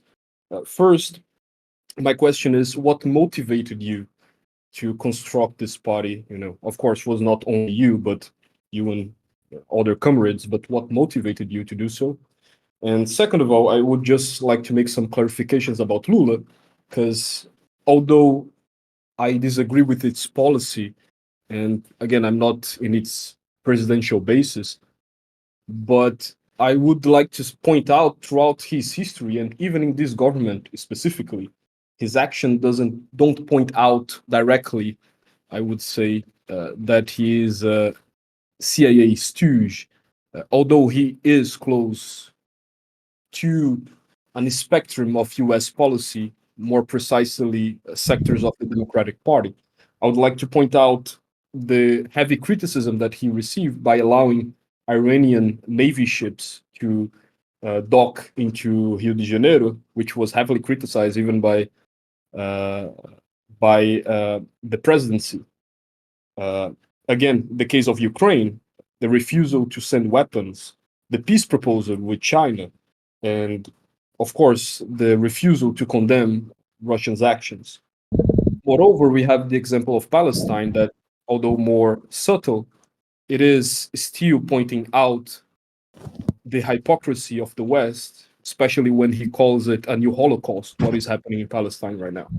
But anyway, I would just like to point out to my question again, what motivated you to construct this party, to build this party with your comrades?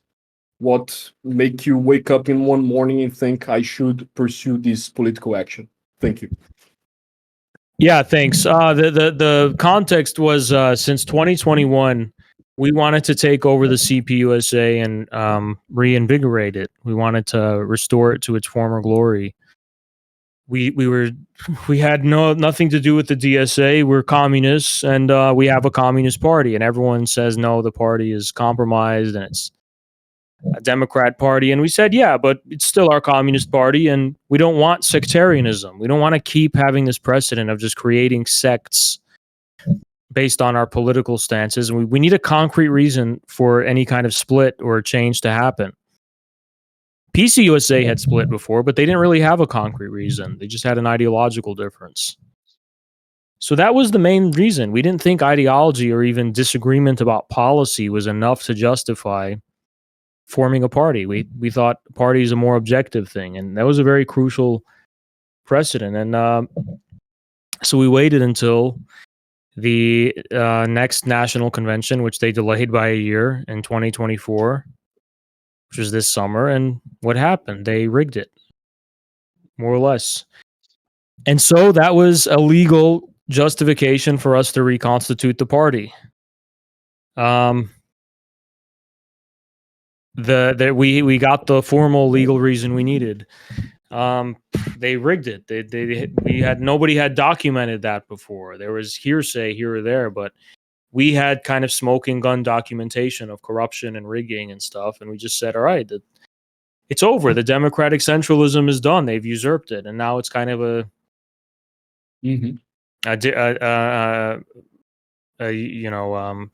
illegitimate institution. So we reconstituted the party as the ACP, and but we don't have, now we have the precedent that we don't form parties based on ideology. We form parties based on a shared premise of practical goals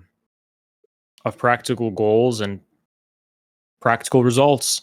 And as long as the party can be a platform for potentially, you don't have to agree with us, but you can join, and you could agree with us in practice, and then if you want a different direction, those voices are platformed, and there is a genuinely a freedom of opinion in the party, and that wasn't there in the CPUSA.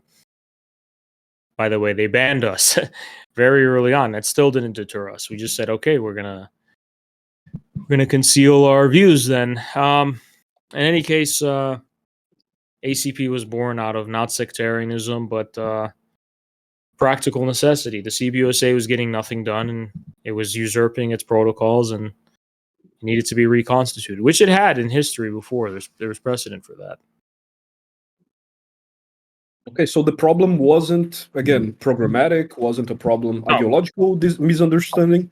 It was a problem with the instrument, the political party in itself. Yeah, exactly. Okay, thank you. That's all.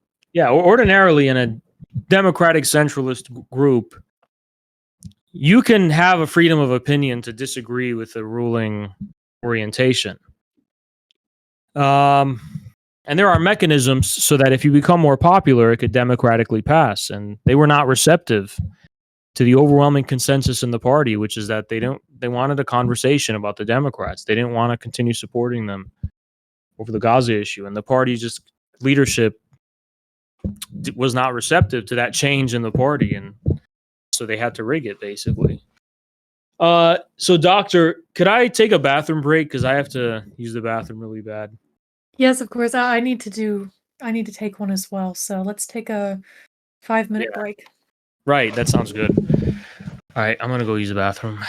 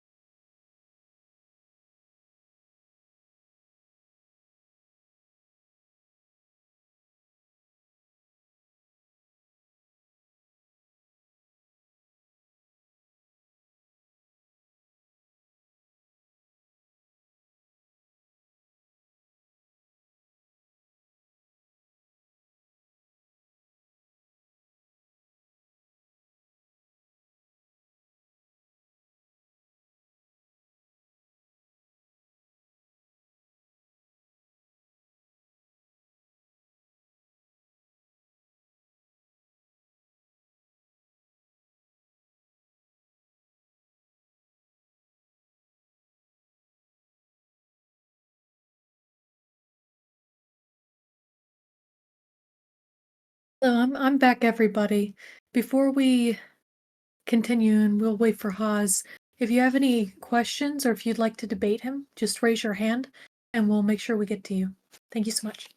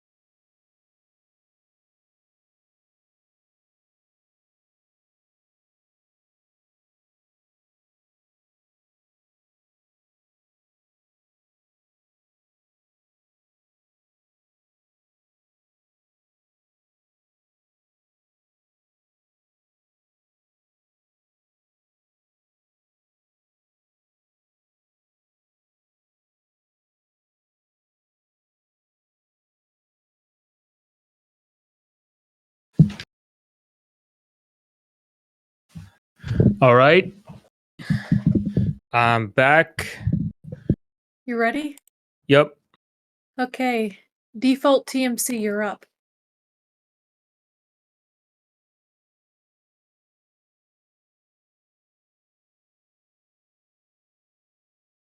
Hello? Default? If you're speaking, your mic isn't working.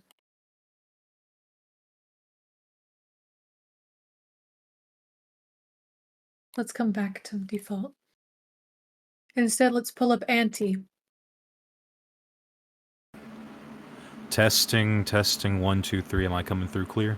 If you're working. All right, splendid, splendid. Well, first off, I'd just like to say, Haz, hello. How are you doing today? Good. Big fan of your work, big fan of Infrared's work. I've been following y'all since about March 2022, right after the special military operation started. But I just had a couple questions. Obviously, from what I understand watching y'all's content, there is, conservative revolutionary influence, Heidegger, Schmidt. I'm curious as to your thoughts on Ernst Jünger, though. I don't really draw from Jünger a whole lot. I know he's very popular on the continental philosophy circles, but hold on, I'm just right. Yeah, Jünger is not a very decisive significance for me. That's fair. That's fair. And I'm just curious because you've mentioned in the past, whether it be through videos or through posts on X, that you're writing a book, and I'm curious as to like what the breadth of this book is going to be, how in depth it is, how big it might be, perhaps just speculation, really. Oh, it's going to be very big so far. If I include as many of the writings I am going to include in it, I may trim it down and remove some of them to make it. But the theme is going to be political philosophy or political theory, I'd rather say, and political philosophy. Yeah.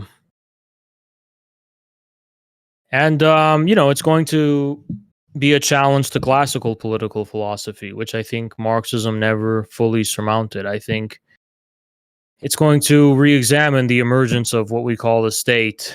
Similar to Engels' origins, instead of beginning with the Greeks, the goal is an alternative chronology, which is based in the emergence of the dynasties of ancient Mesopotamia and Egypt and so on. Okay, all right. Well, that's really all I have as far as questions. Thank you for answering them, and good luck to your endeavors in the future. Sure, thank you. Of course. Thank you, Auntie. And Default said that he's back, so come on up.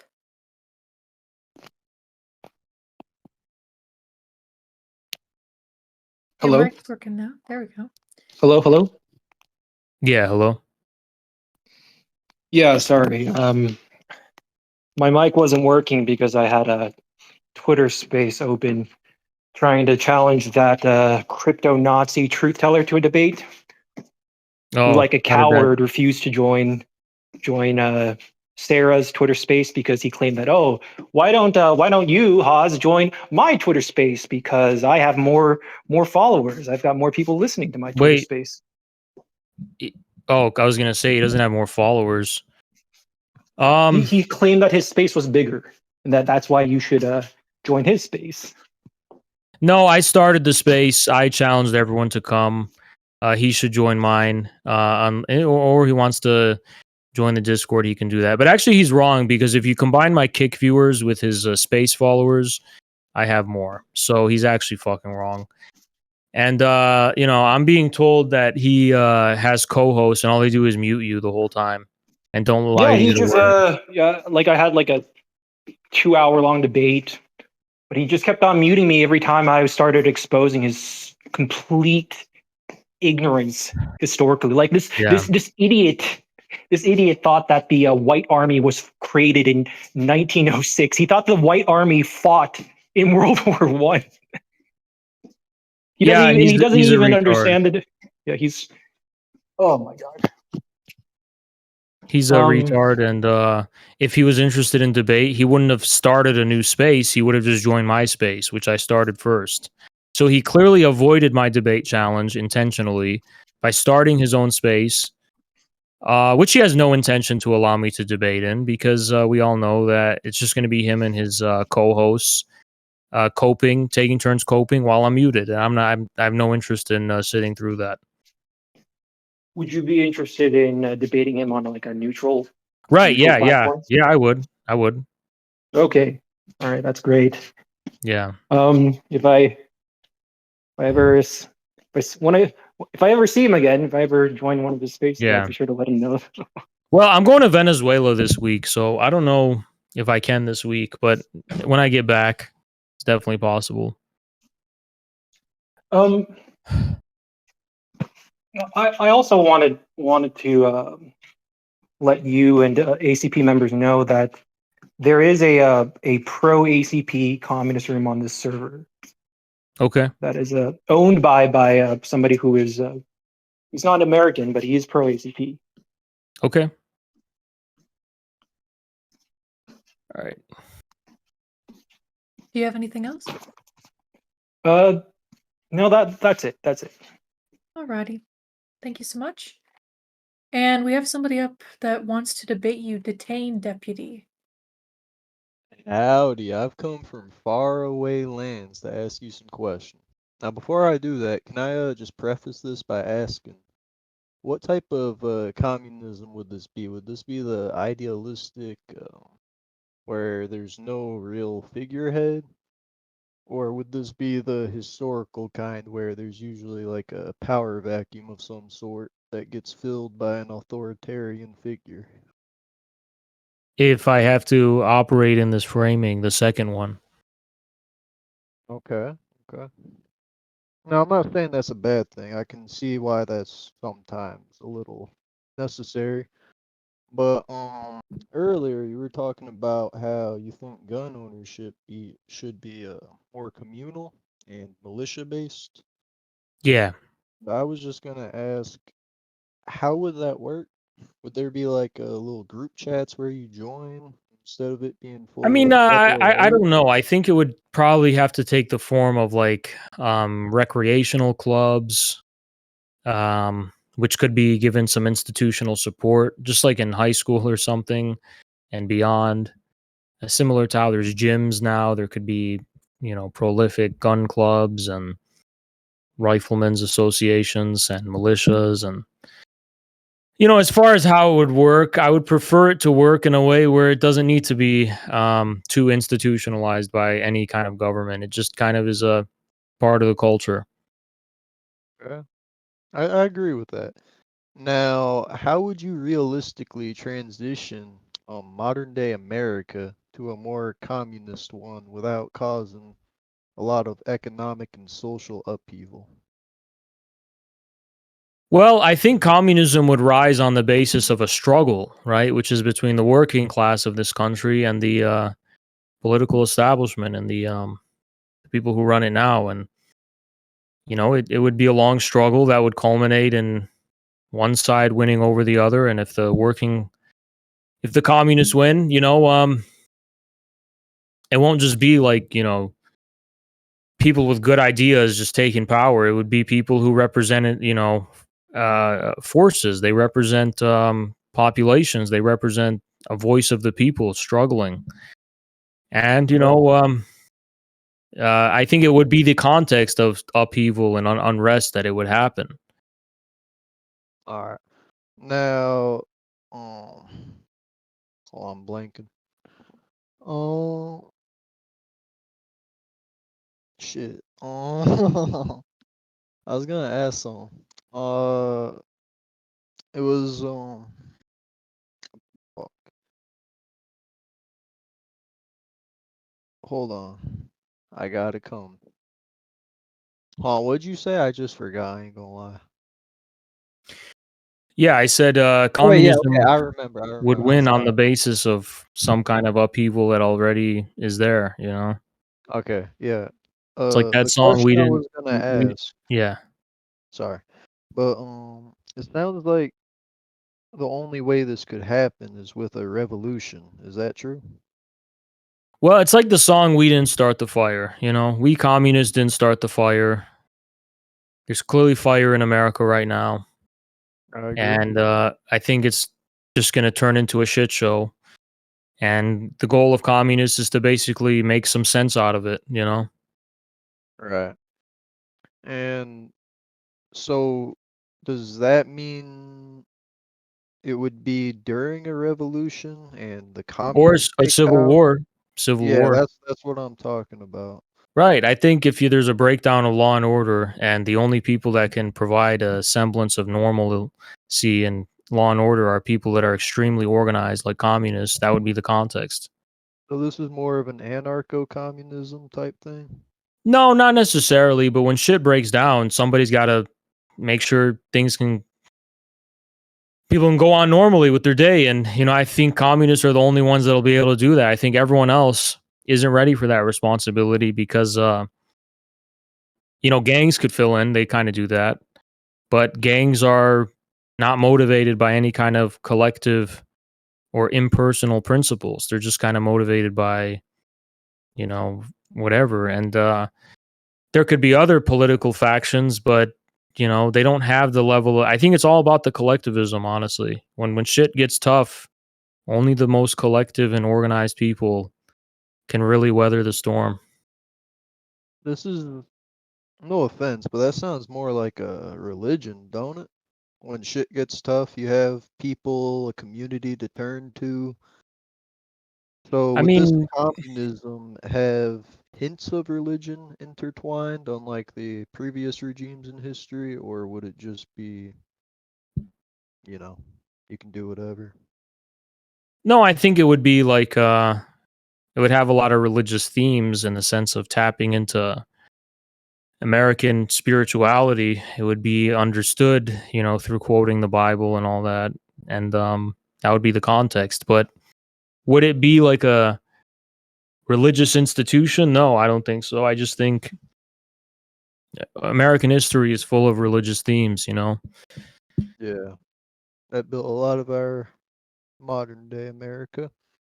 Now, in a communist system where the collective is prioritized, like how you've been talking, would there be individual freedoms and would those be discouraged or more like encouraged? Um, Encouraged, but I think part of what individuals yearn for is to be part of a community. And that's a liberty we're denied right now, more or less. I mean, it's hard for communities to form and function and exist. But, for people that just want to live in the woods by themselves, I guess, I mean, I see no harm in it. I meant more as in, say if the collective likes peanut butter on Tuesday and someone wants, I don't fucking know, butter.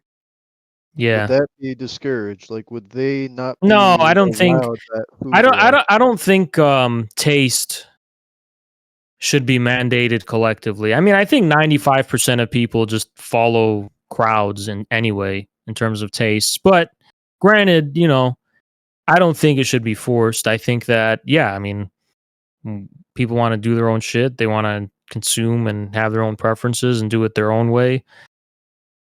That's totally fine, but I think the collectivism needs to happen when, like, for example, like shit hits the fan and there's like a fire that needs to be put out. Like, okay, everybody needs to jump into action and put the fire out. You can have butter and peanut butter or whatever the hell else you want after, but there's things that need to be done to make sure everyone can be free. There's common Yeah. responsibilities that got to be that have to be attended to. But when it comes to the consumption side of things, no, I think people should be able to do it their own way. Now, okay. Now, human nature throughout history has proven to be pretty not so good. So, on a larger scale of communism, so not like 100 people, but more like several of those 100 people banding together to form a nation almost. If communism relies on communal cooperation, what would prevent the trust from breaking down? Would it be those communal activities, as you were saying? And even then, would that be a guarantee that there wouldn't be any, you know, insurrections or? I think the trouble always comes when it comes to trusting impersonal institutions that are not really, there's no face behind it, you know? And Yeah. so it's hard to understand where the accountability is. But I think it's part of the tradition of a real state in history that, you know, the state isn't really personal. It's a machine. It's not a it's not reducible to the sum of its parts, so to speak. It's a beast of its own, you know. And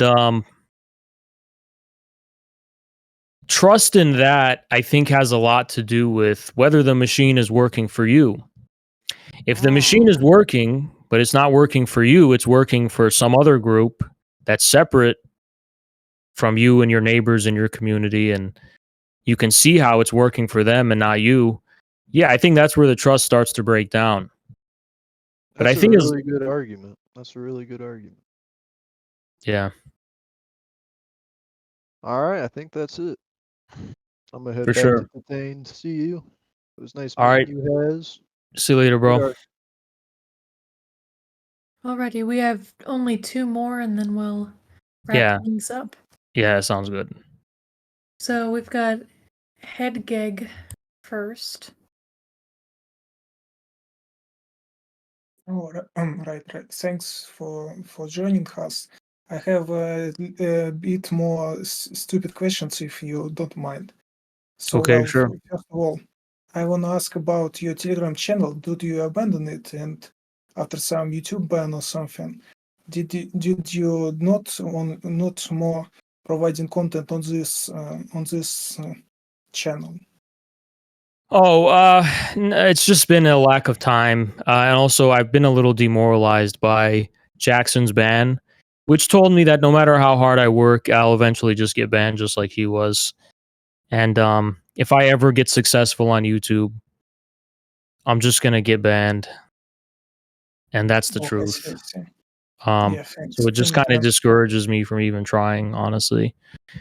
But But for yeah. Telegram channel, would you succeed to? You're right now busy with other forms of social media, right? Right, I am. ACP, that's the party I'm a chairman of, so it's a lot of responsibilities. Then there's the X, which is my main focus, and yeah. Oh, I see. The next question I want to ask: how to deal with non-political people, like the people who don't want to cover their white wings in dust, or just don't want to talk as other opinions, or to feel bad feelings and feel like they're not same as others. Well, there is a difficult topic and various situations, but how to deal with non-political peoples? Well, I think the majority of people are non-political. I think politics is not a priority for the majority. And so how to deal with them, I think, is just in proportion. Like there will come a point where politics will affect the ordinary flow of life, and you know they may be angry and demand answers, and there should be patience. But other than that, I don't think people should be forced to be involved with politics. I think, you know, it's not really a need to deal with them if they're truly apolitical. But it's kind of edge to joke about some politics or talk about economics and stuff, and to represent some Marxist definitions and etc. etc. How to think? It's a bit too rude for them, or you just must support their opinion to not getting into it if they want to, or rather not. Rather they still need to know something about different movements or political topics, etc., etc.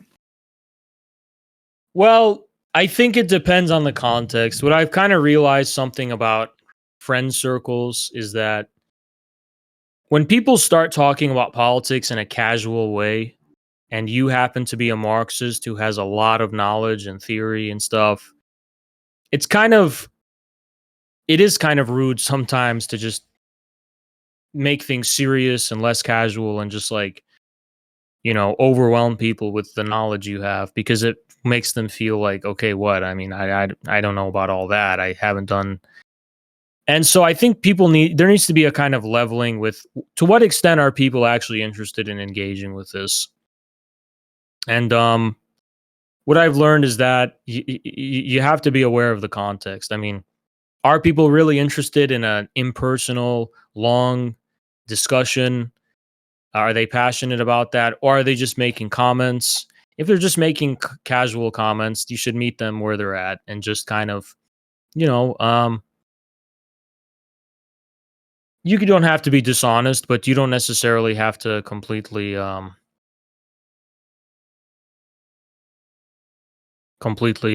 overwhelm them with everything. Okay, I see. And the next question is about your movement. You right now is mainly you are more media person or a local guy. How much time do you spend on your Discord server? How big it is? Do you learn some? Do you teach some classic books on it, or just focus on current stuff? And by the way, why is MAGA? What does that mean? With this title? Maybe maybe it must be a mega communism. Yeah, I think I'm in the middle of a lot of things. I manage the party, I manage the Discord and the X account, but I'm also writing a book as well. So I'll feed people some of my theory in between, I guess, on streams, live streaming. Discord community is decently sized. I think MAGA. I did explain this earlier, so I just want to defer to that explanation, I guess. MAGA is a new chapter in American history, and there's no way to reverse it. It's not about Trump. It's not about specific personality. It's just about a way of understanding how politics works now. And politics is based on social media. It's based on a sense of domestic national self-interest, popular self-interest, popular sovereignty. It's my simplification. And about activity on your server, does it big or maybe better? Sorry? What kind of stuff, what kind of activities do you have in your server? Content creation, and I don't know. It's not too serious, to be honest. It's kind of lighthearted. It's just information, sharing information. Oh, yes, I see. And about this is a rumor or maybe a classification in around leftist, like the leftist. This is an army who are not into politics and stuff. The leftist who can be interested or may hear something about Marxism. Then that is Marxism, a Marxist who knows the theory, who understands the political, historical, and other stuff. And socialist and communist. Communist is who actively manipulating this world, who is managing to bring in this into life, like who learns the material, who works with material. And so this last one guy who create a history, like let's say, or some kind of other, all of them. I'm so sorry. I just don't understand your question. Well, it's like a classification of Marxist. The non-Marxist, the leftist, the how's it, socialist, and the Marxist. socialist only know the theory, but Marxist makes theory come true. Yeah, So yeah. how Well, are you with this classification? the goal is to be a Marxist. That's what our party is about. Yeah, of course. And you feel yourself like a Marxist, right? Yeah. Very nice, very nice. And Okay. so maybe for my last question, I don't really remember what I want to ask. Well, how about that topic? In some decisions, in some definitions, someone say, well, it's not proved by the proofs. Like this is not nothing. This is non-successful socialist country or Marxist country. The history show us that the Marxist project Yeah, is I can respond to that. I think it's very simple for me, and thank you for coming on. We should bring on the next person. Yeah, I could respond though. I mean, very briefly. Though the only country that is providing a paradigm of development that's sustainable for the future right now is China. Moreover, the communist states did fulfill the goals they set about to fulfill, which is to modernize backwater and pre-modern countries that had no industry, that had no institutions, that had nothing. And communists did it more rapidly, more efficiently, and more successfully than anyone else. So I disagree with that narrative. I'm not saying you have it, but that one. But anyway, thank you so much for coming on. Let's bring on the last person, and Yeah, we got to thank wrap you, this thank up you. soon. Yeah. Right, John Golfing, you're the last one.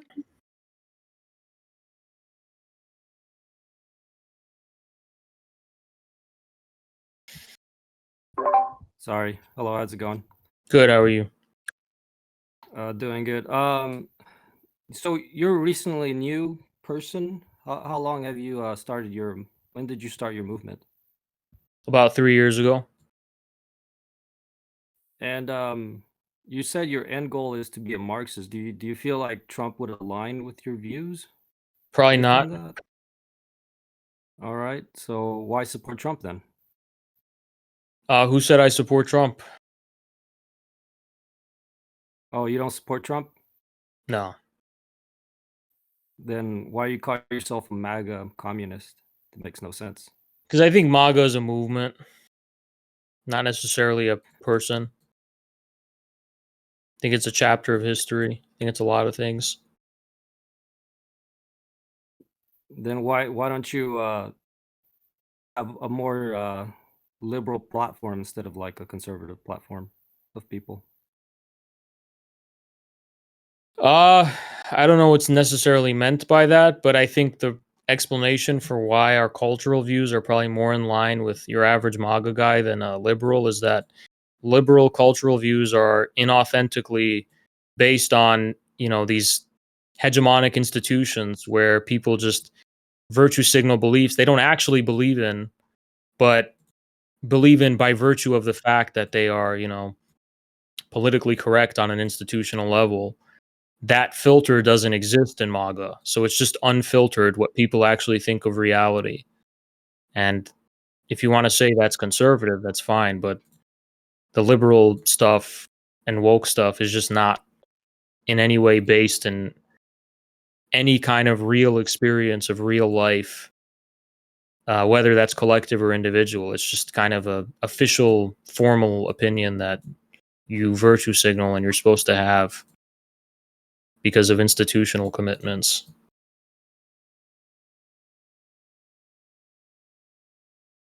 All right, yeah, you may say that, but maybe it's just of going back to the fundamentals. Maybe the Liberal Party has strayed away from helping the poor and giving I agree. everybody I totally agree with that. I don't think that's liberalism though. I think that's left wing politics, which I think needs to be brought back in a new way.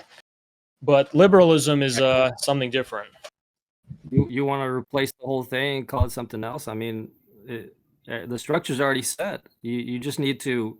I disagree. I think the Democratic Party has crushed left wing politics time and time again. That's it. Look, I understand like trying to have a clean start with a new clean slate and starting some new movement, but you have a strong base in the Democratic Party. You have a whole bunch of No, socialists. no, we don't. Why We gotta look at the demographic trends. It's a shifting base. Almost all of the main working class bases went to Trump in terms of the changes, the swinging. The only groups that swayed back to the liberal base were like non-working class people who don't care about healthcare or left-wing politics. People who actually need, help, the poor, are not the liberal base anymore. I don't see where you get this attitude of just completely doing away Well, with them. look, I'm from the Midwest, and the Democrats are not the working man's party anymore. I can tell you as much. Yeah, I don't get it, dude. It doesn't make sense to me. I've observed politics for a long time. I've seen the Tea Party Where back do in. you live? Where do you live? I'm the United States South. I've You live in the observed politics. South? Yeah, Which state, if you don't mind me asking? in Oklahoma. You live in Oklahoma. Do you think the Democrats are a working man's party? Surely you Yeah, we don't. don't all think the same. But I've just observed politics for a long time. Back in 2012, the Tea Party was useful for electing libertarians, but then they just faded away with time. You have political commentators such as Alex Jones. He decided to die on the Sandy Hook Hill to help prevent gun legislation. So you have these political narratives that take hold for a period of time just because they're useful at the moment, but they don't survive the test of time. And I think you will not be relevant in more than 4 years. You're just gonna be gone, dude. All right. We'll see. All right. Well, thanks so much for having me. It was a great Q&A. Yeah, thank you, Haas, for taking time out of your day to talk to us, and thank you to the audience and all who came on stage. Remember to check out Infrared Haz's Discord server, website, X page, and Kick, all pinned in the AMA discussion channel. Thank you so much. All right. Nice day, everybody. Goodbye. See